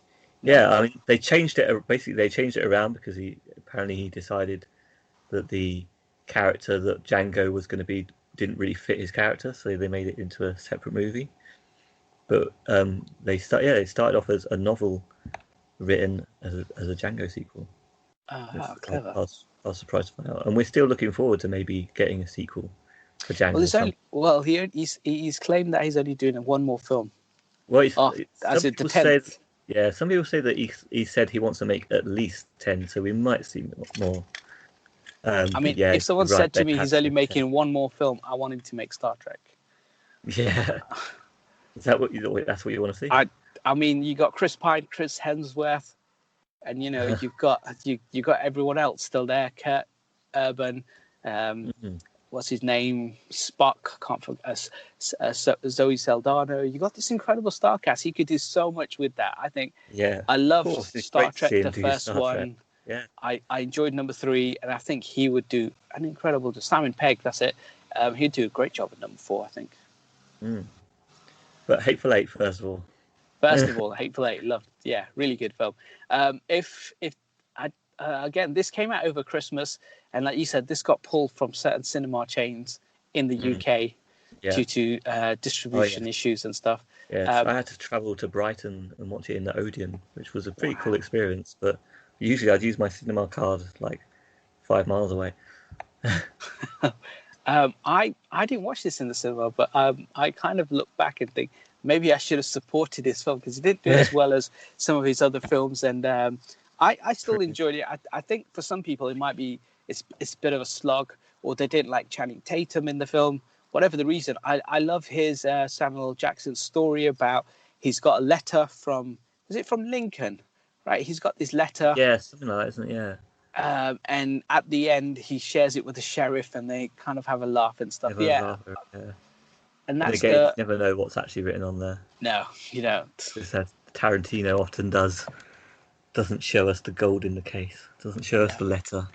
Yeah, it's a good film, right? Be good. It is, and it's I really liked it. I can't really say much bad about it. I liked it. That's why it's a bit long, but it doesn't matter.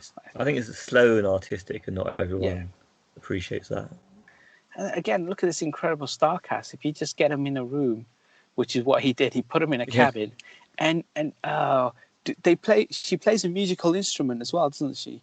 Does she do or does he do? Yeah. One of them plays a violin or something. I and think again, she does, all that stuff, just them sitting down, talking and kind of having a chat. The bit at the start, it's incredible because, if you got good actors, a bit like when Michael Mann directed Heat, everyone talks about the coffee scene where he's got the camera whizzing around. You got Robert De Niro and Al Pacino just having a chat. And he goes, if I see you coming over the corner, I won't hesitate. And then De Niro says something similar. And just having great actors sometimes just act is amazing. And I love this. I love it. Yeah, Michael Madsen brought back as well, yeah. That's it. Madsen was back as well. Yeah, Tim Roth from his other movies as well. That's it. It was Tim Roth. Yeah. Such a good star cast. Yeah, absolutely. Planet of the Apes, Tim Roth. Yeah. So, upcoming movie. We've got the new Once Upon a Time. Yeah. What do you think? It's going to be great. What's the plot? What's the It's plot? not out yet. He's a stunt. He's a stunt man. That's what it looks Once like. Upon a Time in. Talk about it together because I think we've both seen trailers, so we're not going to know it completely. I haven't seen any trailers for this. I've seen the stayed trailer? away. No, okay. I just know Quentin Tarantino was making the film, and then I was like, I'll watch it regardless of what the story is or anything. But then I've seen some posters. I saw a picture of Brad Pitt and Leo, and I was like, okay, you got the best star cast. And then other names get released afterwards, and you're like, oh yeah, this looks amazing. So I've only seen posters and kind of snippets where they've talked about him being a stunt. I think it's mainly you telling me what it's about. That's it. I have no interest in finding out what this film is. I just want to go watch it. That's kind of. I rarely do this. I think we live in a day and age where there's so much information is thrown at you from all aspects of media, and then I've seen and I feel like I know the film before I go in to watch it. Yeah. And sometimes if you just watch a film off the title, as long as you're not a Netflix original, it might be quite good. Yeah. You never know. And I think once in a while you watch something without seeing the trailer, and sometimes the trailer gives away a twist or something like. The Terminator films do. Some of the other films kind of give away. I was watching that David Fincher show that I was talking about the other day, and the title gave away. It's not a twist, but it gave away something about the show, that episode, which then happened, and you're like, oh, I kind of ruined it. Shame. Yeah. If I just watched it, this would have just happened, and it would have played out, and I would have just been able to enjoy it. Like when Hulk appears in Thor Ragnarok. If I'd never seen the trailers and I never knew Hulk was in it, to see him at Sakaar and then he gets to the tournament and there's these big green banners and they're all kind of chanting away, and then to have the reveal happen in the cinema, I would have just blown my mind. I think that's why I haven't watched anything for this one. For me, because I don't tend to watch trailers too much either. So I stay away from all Pixar films because I know I'll love them and I'll watch them at some point. And I stay away from Tarantino kind of. Because something could always be a spoiler, and I don't want the film spoiled. I won't say anything more about it then. But so, from what I've already said to you in the last couple of weeks by accident, because I didn't know you'd not seen the trailer. Two handsome fellas in a movie, and it's Quentin Tarantino. I think it's longer than Avengers Endgame, so it's 3 hours and a bit. I remember reading the title. Someone put up an article saying it's longer than Avengers Endgame. And I think critical response so far coming out is everyone's saying it's amazing. Everything is incredible. Rotten Tomatoes since I last checked. So it can only go down, but it looks great. I mean, it's come out in the US already. Oh no, it's coming out this weekend because it's Lion King second weekend. Yeah. But in the UK, we have to wait a couple of weeks for it. A couple more weeks. Oh man, if only we could fly out to the US, watch the film, and then back. Or find some other way to watch it. But no, I'm going to wait for the cinema in the UK 2 weeks. Maybe they'll get it released in Europe quicker. Maybe just drive down there. Yeah. Because we're still part of the EU, political. Yeah. Until we don't get kicked out, we can still go to the European countries. I did prepare a list just so I could check it. So we've got France is the same as UK. Belgium's the same. That's too far. Poland is too far. To for the 9th of August instead of the 14th. Ooh, a week early, yeah. Hungary, 8th of August. Getting closer. possible. It's possible. Well, anywhere else you're looking at going to India? It's too far. Or China, it come out first, which is strange. The Lion King came out in China first as well. Okay. So they are because China's a huge market now for worldwide cinema going, and some films are making a ridiculous amount of money down there. So they do. Yeah. They try and do same time release, or they try and release it in China first. Yeah. Otherwise, they'll get that market. Otherwise, they might just rip it off to watch it first. Yeah, might release it. No offense to anyone Chinese, I was just saying. Or Asia.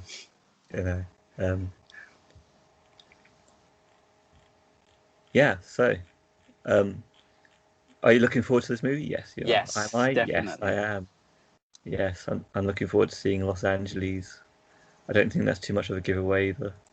Well, he's a stuntman, so I imagine, looks like Los Angeles. It looks like an actor and a stuntman, and the rest you're leaving as a surprise. But there's not much more information about it, really. I mean, you got beautiful men in a film directed by Quentin Tarantino. Hopefully, one of them gets naked. Well, if Jamie Foxx, if he did what he did, we're a treat. Are we hoping to see a scene where Leonardo DiCaprio and Brad Pitt are both hanging upside down? You know what? I reckon there'll be a shirtless scene, right? There must be a shirtless scene. Because Brad Pitt was in Uma and Thurman, and it's his first film, and his first shot is him topless. Yeah. And I mean, he's such a good-looking man. I'm sure. Brad Pitt. I mean, if you look like that, I mean, if you look like him or LL Cool J, you should never be wearing a top. It's just too, you're just too good looking. I imagine there'll be, I guess, if he's a stunt double, there might be like a scene where, again, this is just speculation, where Leo's acting and then they say cut, and then Brad comes in and they zoom into his unbuttoning of the shirt, so it's just his body replacing Leo's, and same as when Wonder Woman walks in. It's like, it's Brad Pitt naked. And then he can move his abs to the music. Amazing. Little dance. Yeah. We're writing this film for you, Quentin, even though it's in the can and it's been released.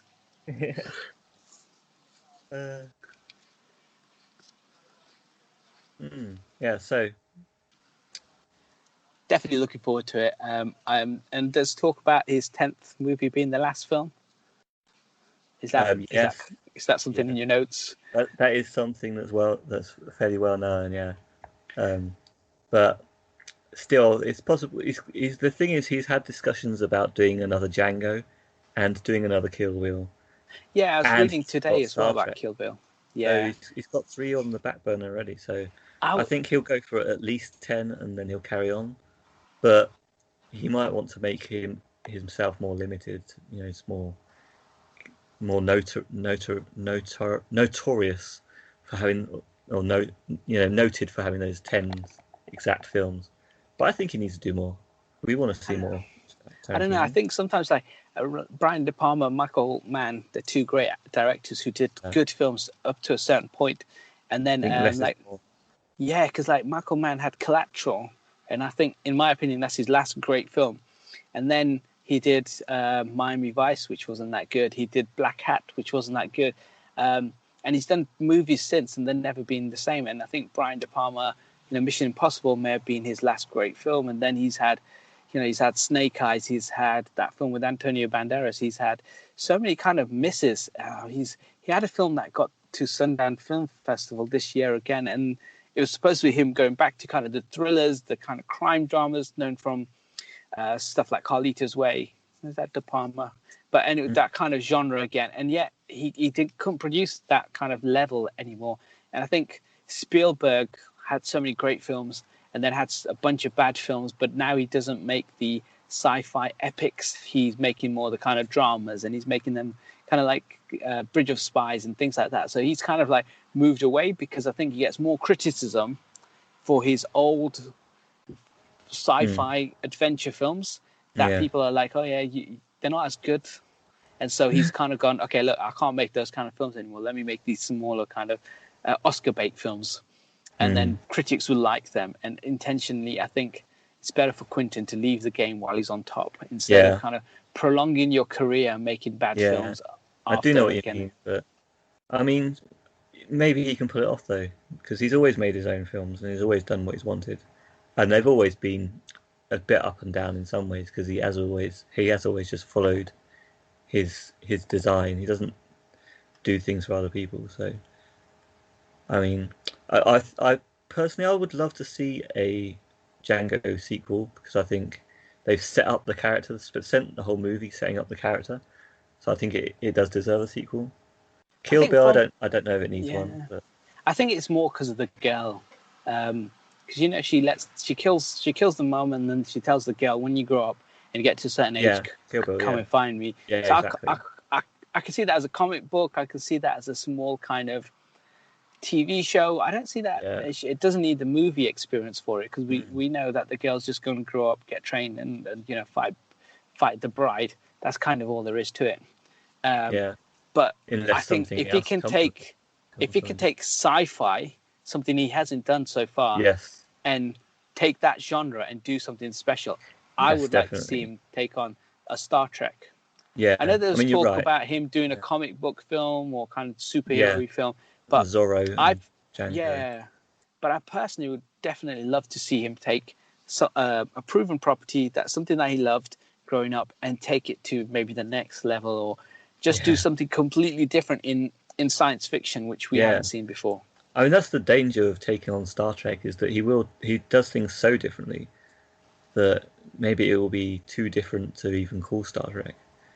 You know what I mean? He changes everything that he does, everything he touches. He makes something completely brand new out of it.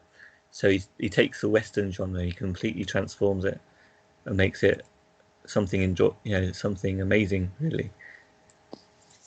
And I think he can do that for sci-fi, but I think he can transform it. But would it really be Star Trek after that? I really want to see it though.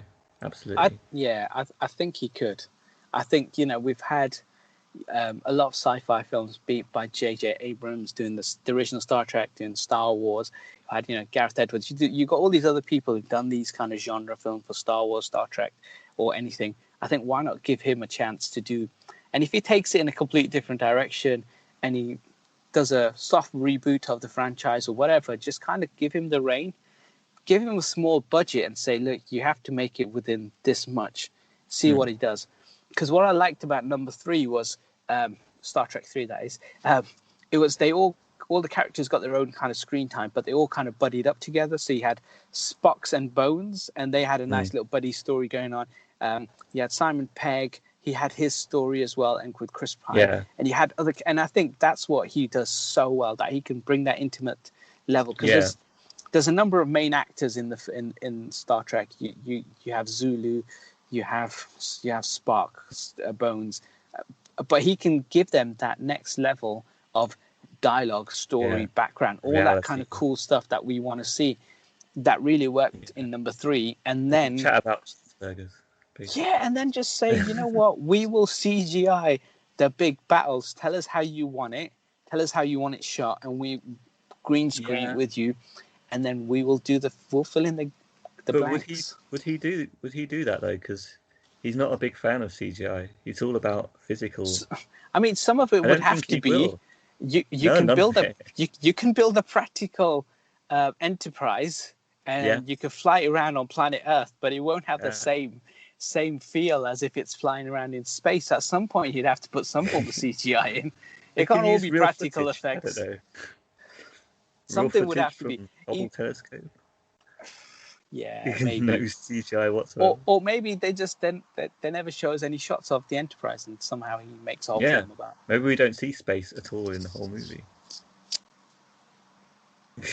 I mean, if he's only doing one more film, my preference would be to do a complete different genre that he's not touched before. I think he would touch CGI if he had to. I think he has to if he's doing that. I think he'd get the right friends and the right people around him that can get Rodriguez in, who can do a bit of CGI and good editing and stuff. Don't get Rodriguez in. Yeah. Just tell Rodriguez no more. He's another person who's tainted his career, in my opinion. Like, he had, Desperado, Once Upon a Time in Mexico, and I think, he's Tarantino's stolen the title for his film. But, he had those films. The first Sin City, maybe. I always thought he made the Predators film, but he only produced it. So he's not had a good film in so long. And he's made Predators was rubbish anyway. Predators was no Shane. Yeah. Are you talking Shane Black? Or are you talking? We'll always argue about this. I think Predators. No, Predators is great. Awful film. And he didn't even direct waste it. Of time. It's just a soundtrack put over nothing. It's just. I think you don't remember the film as well as I do. I do. I saw it and I hated it the first time I saw it. I was bored. We watched it and we loved it, and we always say how great it is. It's one of the best. And anyway, so yeah, Robert Rodriguez, like Machete, the first one was good. But then when he followed it up, he did a really bad sequel. I don't think you shouldn't work with him. And Alita was average, right? It was fine. Yeah, true. I don't know. I think Star Trek. Tarantino, Star Trek. He did get him into using digital photography, and with Sin City.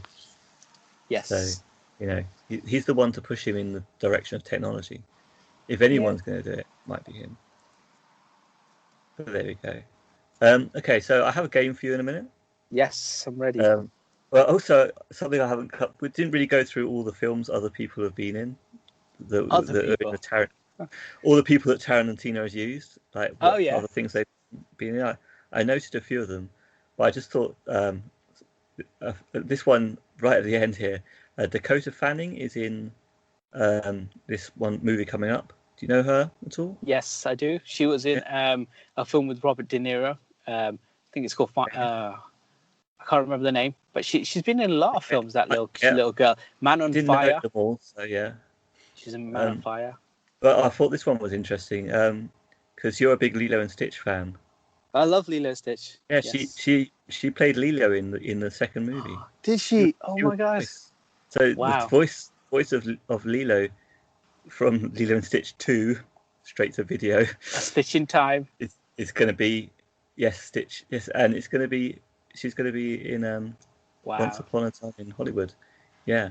Margot Robbie was in Equalizer as well. Yeah. Oh, is she? Okay. Yeah, in the Denzel Washington film. Yeah. Okay. I didn't know that. Margot Robbie. That's the most interesting one for you, but I've got a few. Okay, Margot Robbie, most well known for her part in Family Guy: The Quest for Stuff, the video game. I think she's best known for the film Big Short, where basically Adam McKay, comedy director, did loads of stuff like Anchorman, and in the Big Short they explain how they undersold the housing and how the housing market.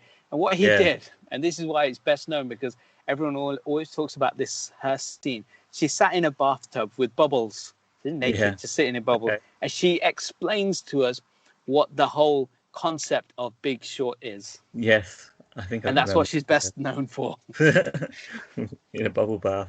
In a bubble bath for all of those people. Who's going to sit there and listen to that unless you're sitting there in a bubble bath? I guess. I remember watching the film and it's just like, I don't get it. Put Jamie Foxx in there and I'd be so into this. Yeah. Okay, Donna Guerrero as well, who played Minnie Mink, who's the lady she's the big lady in the flashback in Hateful Eight. So she's the one that owns the hut, I think. Okay. She played a part in Detroit Become Human. The video game. Video game that I have refused to play. Sure. You haven't played it yet? I've taken a stance. Until they don't give me Pro Evolution Soccer, I have not played the game. I've emailed and I've direct messaged PlayStation. Michael Madsen? Yes, I know him from Free Willy.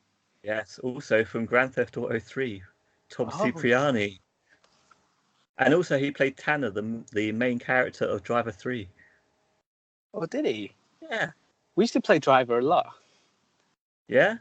We played it together. Yeah. I was rubbish at it. I remember we'd have to drive to the first place, then you come out of the car and you have to shoot your way through. I couldn't get to the first place. I just remember it being so hard to play. It was a bit of a hard. hard game back in the day. I'm sure I've got some others here as well. Oh yes, of course, Kurt Russell. Yes, best known for the voice of Copper in The Fox and the Hound by Disney. Wow, I did not know that. He played the dog in The Fox and the Hound, or the Hound. The Hound, yes. It's one of two. He's either the fox or he's the hound. But if you said dog, I would assume he's the fox.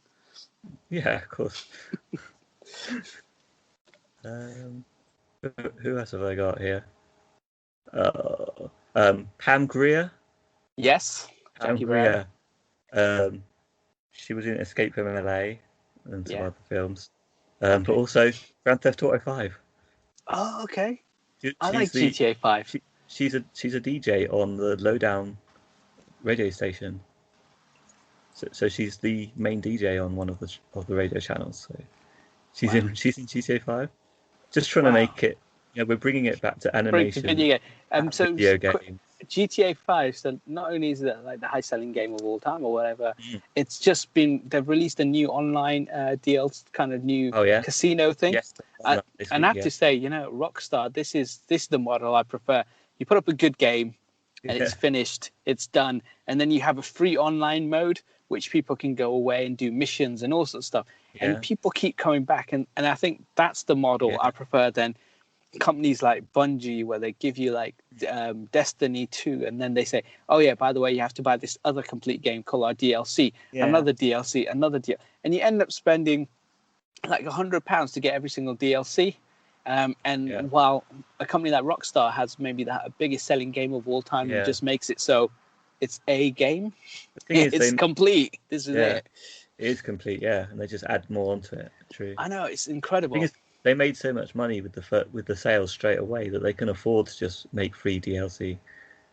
And they're still making revenue from the online. But they're still making money from it. And I saw someone complaining about the casino that it's making kids gamble or trying to take more money. But the game already takes money away from you. Every time they release... they do that. Every time they release something else big, it costs a huge amount of in-game money. And either you have it because you've worked really hard at the game, or people that are lazy will just buy it. So, it's no worse than it already is. Samuel L. Jackson was in... Okay, you can guess the video game for this one, maybe. Except you never played the game, because even though I've encouraged you to for so long. What video game? It's going to be Grand Theft Auto 3?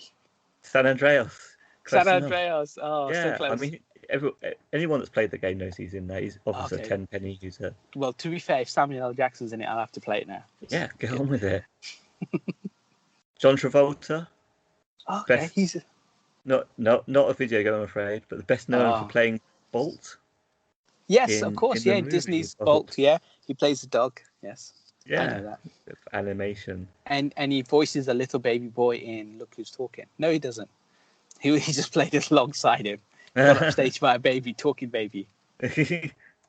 True. And then the dog.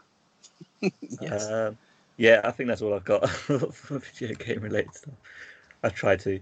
I don't know if we got time to play a game, or do you want to move on to the things? Okay, we've got time. Okay, we've got time. Okay, so Quentin Tarantino, yes, is one of the hallmarks of his movies is some of the amount of language that he uses in movies. Okay, and someone went away and counted all the swear words and compared them along all of the movies. Okay, yeah. Now, unfortunately, what they've done is they've divided it by the usage, so it's not like exact whole numbers. But I was thinking that we've got these classifications. There's ass, shit, fuck, dick. Sorry about the language. Damn, bastard, and then unspeakables, and that's split into gender unspeakables or race unspeakables, which means I don't have to say those unspeakable words either, which is fine. Right. Okay. They did this for 7 movies, 8 movies, because they did Volume 1, Volume 2, and then up to Django, so they didn't do Hateful Eight. Okay. Mine's Hateful Eight, yeah. So I thought maybe you could try and get through one of those categories from one way or the other and do higher or lower, and see if you can get all the way through. So you can pick the category: ass, shit, fuck, dick, damn, bastard, gender, so race. Take the F word, right? Right. Okay, we've got F. So because that's the easiest word. So so we start with Reservoir Dogs. I'm going to start at the beginning. Okay, so you don't have to say anything. This has had, according to them, I think it's been divided by 5. I worked it out for this one, but their rating for it is 64. So higher or lower for Pulp Fiction? Oh, I think lower. 57. You're right. Yes. Excellent. Well done. Now Jackie Brown. See, Jackie Brown has a lot of other words in here, but in terms of F words, I think it's lower. You're right. 38. It is lower. Oh, you're doing good. Okay, Kill Bill Volume 1. Oh, does Uma Thurman say a lot of swearing in this? I think this is, again, lower. I think the talking's in the next film. You're right. It's 30. Lower. Ding. Ding. And Volume 2, higher? Higher, 35. Excellent. Because there's more talking in that one. What comes next? What's the next film in the list? Next one is Inglorious Basterds. So I guess they didn't not Death Proof. Okay. So that is 7. Higher. That's definitely higher. Higher. It's only higher by 1. 36. Ding. Oh wow. Not a lot. Technically is probably 5. Yeah. And then finally Django is definitely higher. There's a lot used by everyone. According to this, the F word is lower. Oh, it must have been all the others used words. Oh my god! It's just the unspeakables, I think, probably. Ah. So you failed. I'm sorry, but it's okay. You get another chance. You pick another category. You get another go.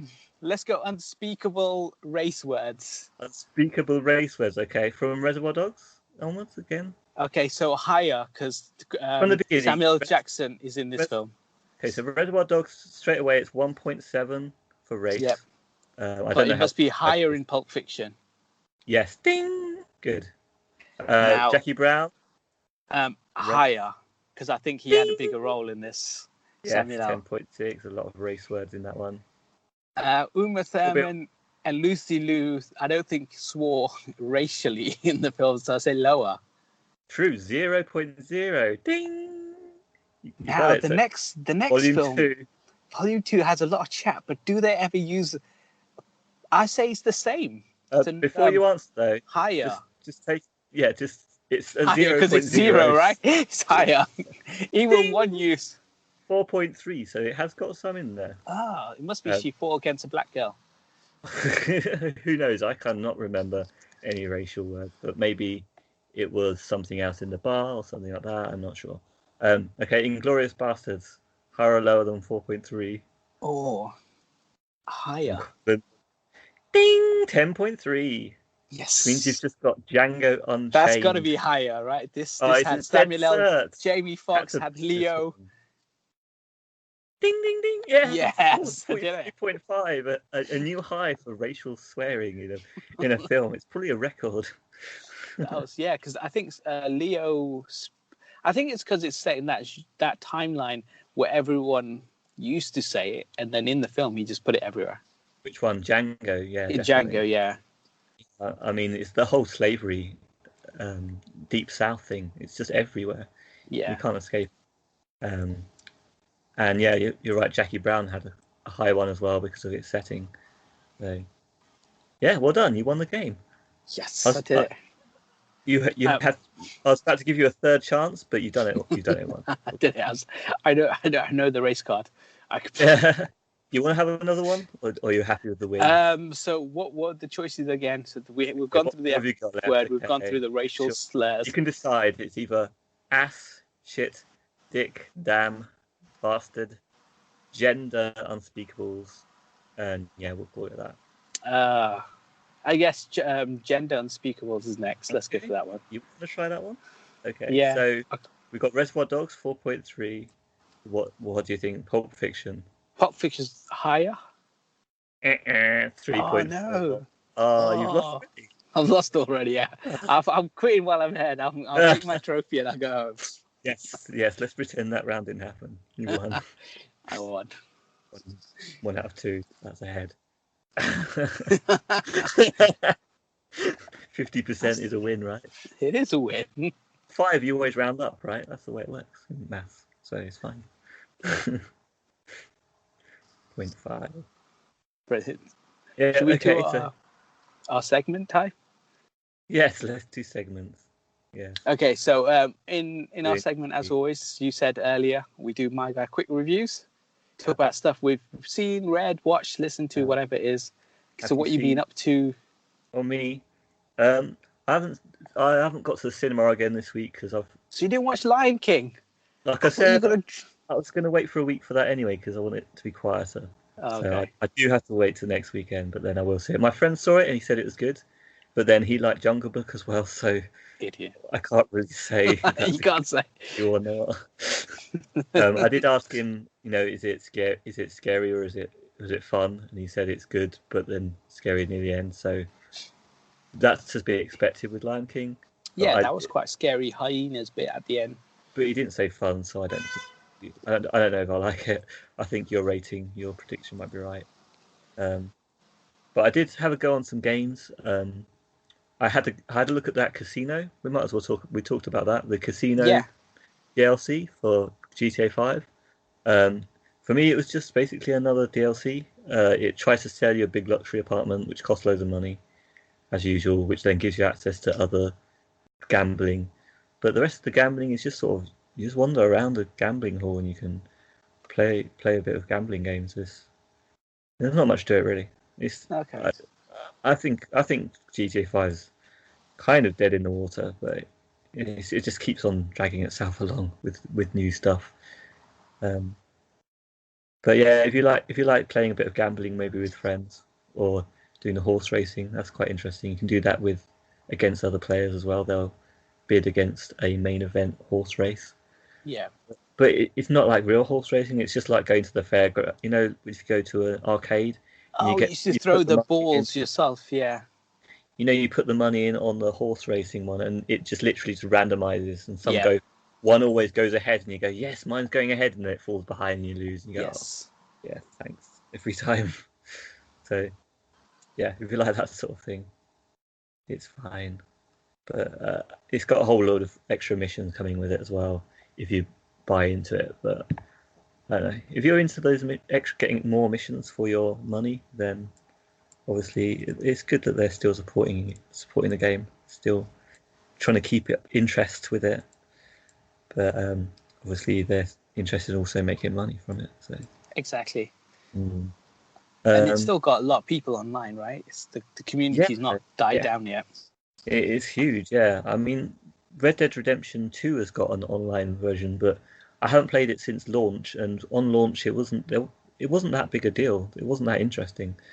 It had a very short lifespan, so I think they're going to work on it on the DL. I think they're going to work on the online aspect for Red Dead Redemption 2 to make it bigger. But I think also GTA 5 is still the one that's got all the players, because it was the best-selling game or piece of media of all time. So it's still got all the players. So yeah.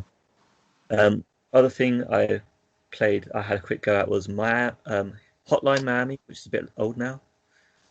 It's quite an old game now. There's already a sequel. It's very old, but I finally had a go of it. It's quite fun. You just sold it. That's quite fun. Yeah. Well, it's a top-down pixelated sort of shooter. Yeah. It's very 80s vibe. Oh, cool. But it's also each stage is very much you die and you just get to restart straight away. So the idea is it's quite easy to die, but you just keep going at it and trying to get through. So it's a bit of a puzzler in that way, but also a bit of an action, because you have to work out which way you're going to do it and just go at it. It gives you different ways to go about it. You can either pick up a bat or you can be better with a gun. So it's quite interesting in that way. Yeah, I'm not going to recommend or slate it really, so either your thing or not. I think we should now. We should just be definitive. We either think it's fresh or we think it's rotten. There's no in between. It's an old game, and I've only played a little bit of it, so it's a bit unfair. But from next week, everything is either fresh or rotten. We can't do this like, oh, I don't know. We either like it or we don't. It's got to be. We got to be cutthroat, straight down the middle. Right. Well, I can say that I think I will replay it to keep on trying to get through it. It did keep me motivated a little bit to play through it. But at the same time, thumbs up. But at the same time, with the difficulty, if I start dying too fast and too much, I might just be like, give up. So it's a no. It's a no from me. It's a get it if it's cheap. This one, I got it when it was on offer, so I got it for like £1. So yeah. What have you been up to this week? So I finished watching Hereditary. So you watched Midsummer a couple of weeks back. The director of that, I haven't seen Hereditary. This is his directorial debut. Yeah. The film is fine. So this is the same thing happened with Midsummer. So all these critics are talking about it's the greatest horror film ever made, like The Witch. It's the best thing ever.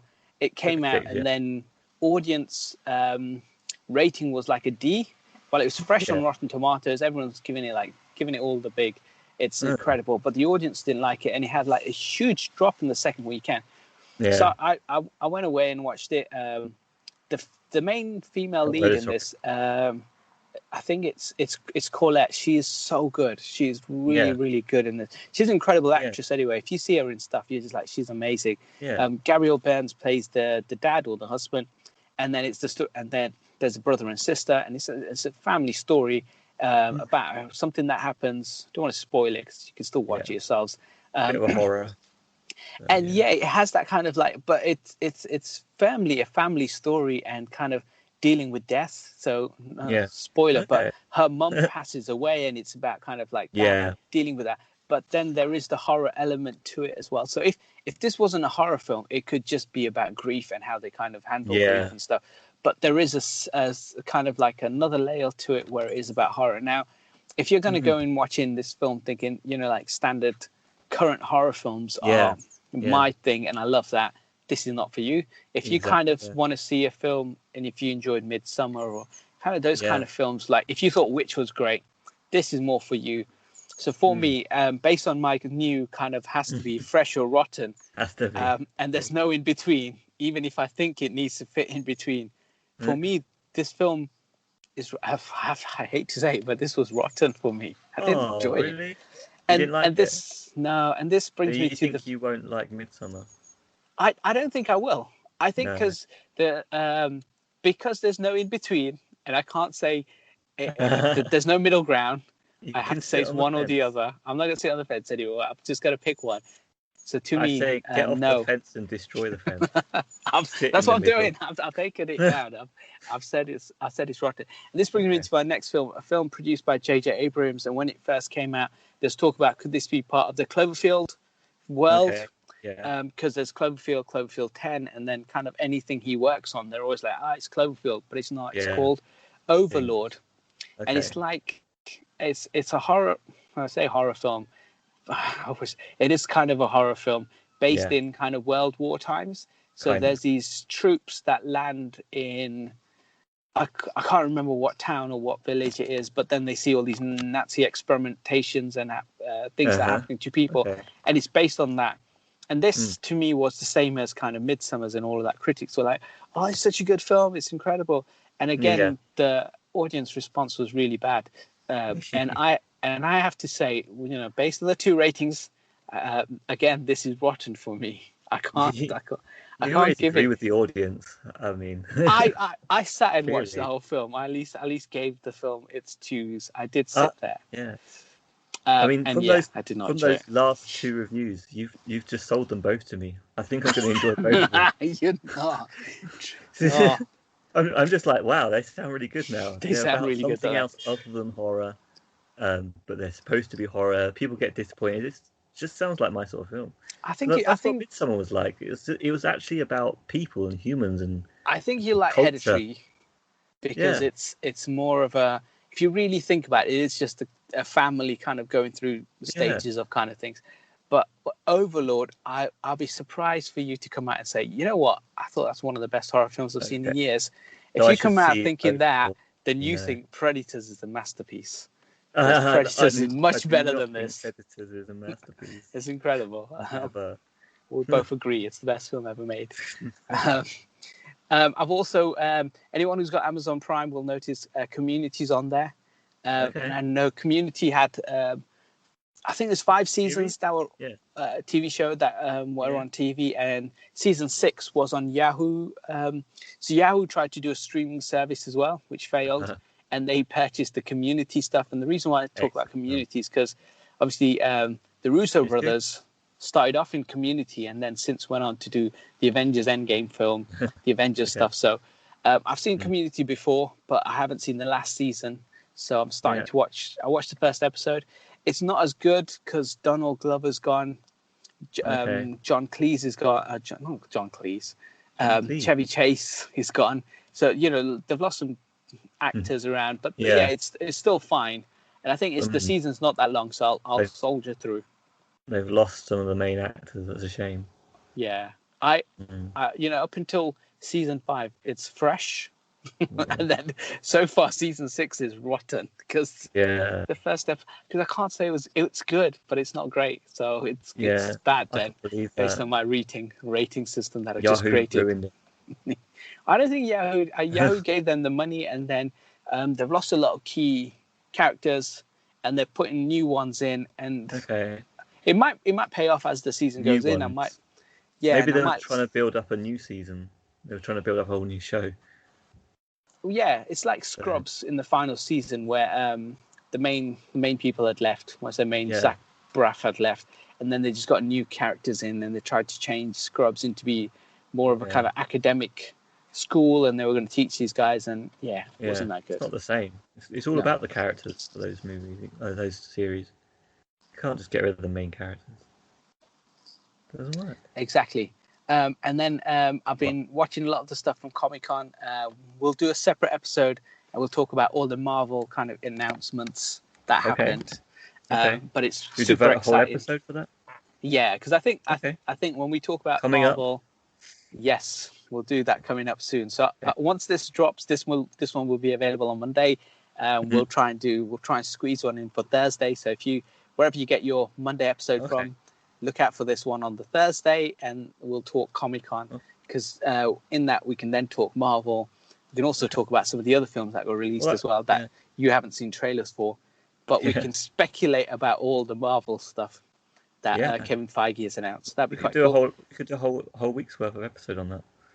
I think one episode will be enough. You don't need to dedicate more than that. You know how we Yeah, because they've announced actors, they've announced this whole slate, so there's a lot. Yeah, it's true. I have heard slightly about this, but there is so much coming, isn't there? So much, and all new characters, not new to the Marvel universe, but to the cinematic universe. Exactly. Yeah. So we'll do a separate one. So that's what I've been kind of keeping up with, and I think. Did I watch another film? I'm trying to think, because I've just been finishing the thing that I recommended last week about the anthology stuff, the Love, Death and Robots, or however I worded it last time. And I think I've only got a couple more left. So what my thing for you is now, you need to go away and watch them, because there's only 18 of them, and then we'll go through each one and we will say rotten or fresh. You can't sit on the fence. You can't say I liked it, but it's either you liked it or you hated it. And so they are very different. So I watched 2 episodes yesterday. One felt like, Borderlands, the video game. Yes. It had that kind of animation style to it. Okay, cool. And as you'll see them, they are very varied in kind of styles. Yeah, and it's just completely different studios or whatever's doing it. Yeah, but it's amazing. So we'll dedicate one episode just talking about all 18 episodes. They're not that long anyway. They're quite short. So I guess if you press play, you might see them in 3 hours, maybe 4 hours. You've seen the whole season. It's not that long. I can do that. They're short, so yeah. And that's it. That's all I've been up to this week. Okay, well done. Good job. I did watch Death. No. What did I watch? I watched Jackie Brown, but obviously we already talked about that. I rewatched that because I always forget the order of things and what happened. I was very surprised to see that it starts with Samuel L. Jackson doing his stuff, because I thought it started with Jackie Brown. I just remember the Chris Tucker bit. I think that's at the start. Yeah. And you like comedians? I do. I liked him. I had a feeling you would know Chris Tucker. That's it. So yeah, Chris Tucker was because he came from Friday as well. So he did Friday, and then he did this film. So at that point, Chris Tucker was kind of like on the upward kind of. He was in the limelight at the time, wasn't he? Yeah. And then Rush Hour, and then. Yeah, I did hope to watch them more, but I was just being so. The heat is been bad for me, so. One recommendation for Chris Tucker. On Netflix, there's a Chris Tucker stand-up. Watch the whole thing. Most of it you might not like, but there's this incredible bit he does with. If anyone knows, he did a song. He did a song with Michael Jackson. Oh yeah. And he does a whole maybe 5 minutes story about him and Michael, which is so funny. Like if there's a way, and if anyone knows when that starts, I'd say watch the Chris Tucker thing. Yeah, watch that bit. If you've enjoyed it up until that point, then stick with it. But definitely try and catch just that Michael Jackson bit because it's so funny. Michael Jackson, yeah. Why do I know about that? You must have told me before.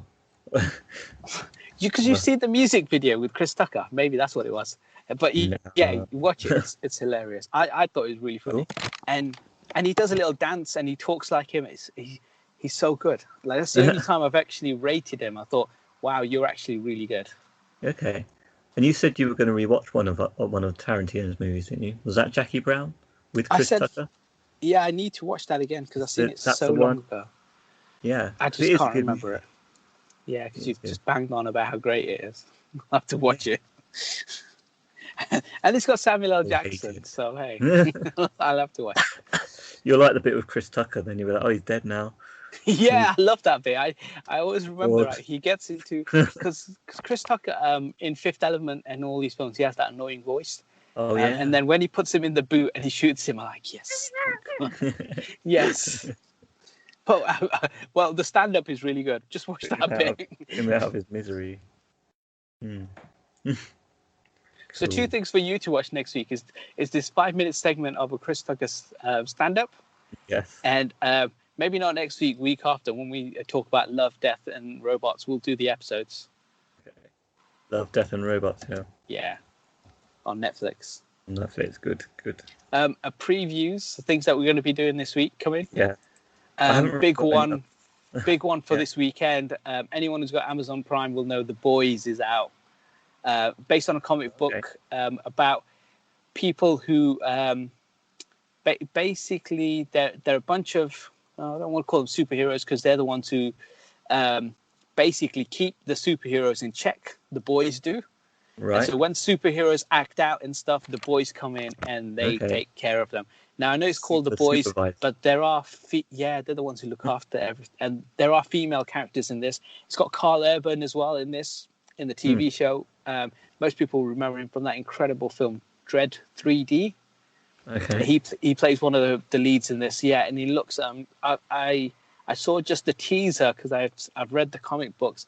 I don't want to watch anything because sometimes you love something, about it being adapted. You just don't want to watch. You just be like, I'll go in and watch it. But when they make Lord of the Rings, I'll just watch that because we love the films, we love the books. So however you guys do it, I'll watch it. You don't need to show me an advert. Just tell me when it's coming out. And this is one of that. So it's out July 26th. Super excited for The Boys. Cool. Yeah, for me, I'm just waiting for this Once Upon a Time in Hollywood, which I have to wait for 2 more weeks. 3 more weeks, I think it is. Yeah. Well, you could watch Lion King next week and tell us all about it. August. Yes, I will probably forget. Or no, I wouldn't forget. I'll probably be too ill and come home from the heat. But yeah, I am planning on seeing that. I'm not looking forward to it now. I've given it high hopes, but my opinion of it keeps going up and down. But now I'm not sure if it's going to be very good. But I will go and see it just to know, because I've seen all of the Disney remakes so far. You haven't you haven't seen Cinderella? We went through the list last week. Cinderella. I didn't even know they existed. All the ones that I know exist, I've seen. so many on that list. You hadn't seen 101 Dalmatians, 102 Dalmatians, The Jungle Book. There's so many. I've seen Jungle Book. Yeah, but 1994 is the Jungle Book, Oh yeah, the first live. Okay, that doesn't count. I've seen the recent ones that I know exist since Jungle Book. The recent one. Okay, so should we wrap up with our where to contact us and stuff? Yeah, sure. Do you want to do that? We've got the list of contacts. So we have a Twitter account, myguy_reviews. We have an email account called myguyReviews@gmail.com. We have an Instagram now called myguyReviews. If you want to give us any subject topic lines, send it to that. Forthcoming episodes, we'll do a Comic-Con special. We'll look at doing Love, Death and Robots special, and we'll do the normal topic stuff as well. So yeah, so just keep it wherever you find this podcast, review it, give us 5 stars, and then just tell us why you don't like it. That'd be great. That'd be really helpful. So any feedback will be much appreciated. Thanks. Keep it, my guy. Bye. Okay.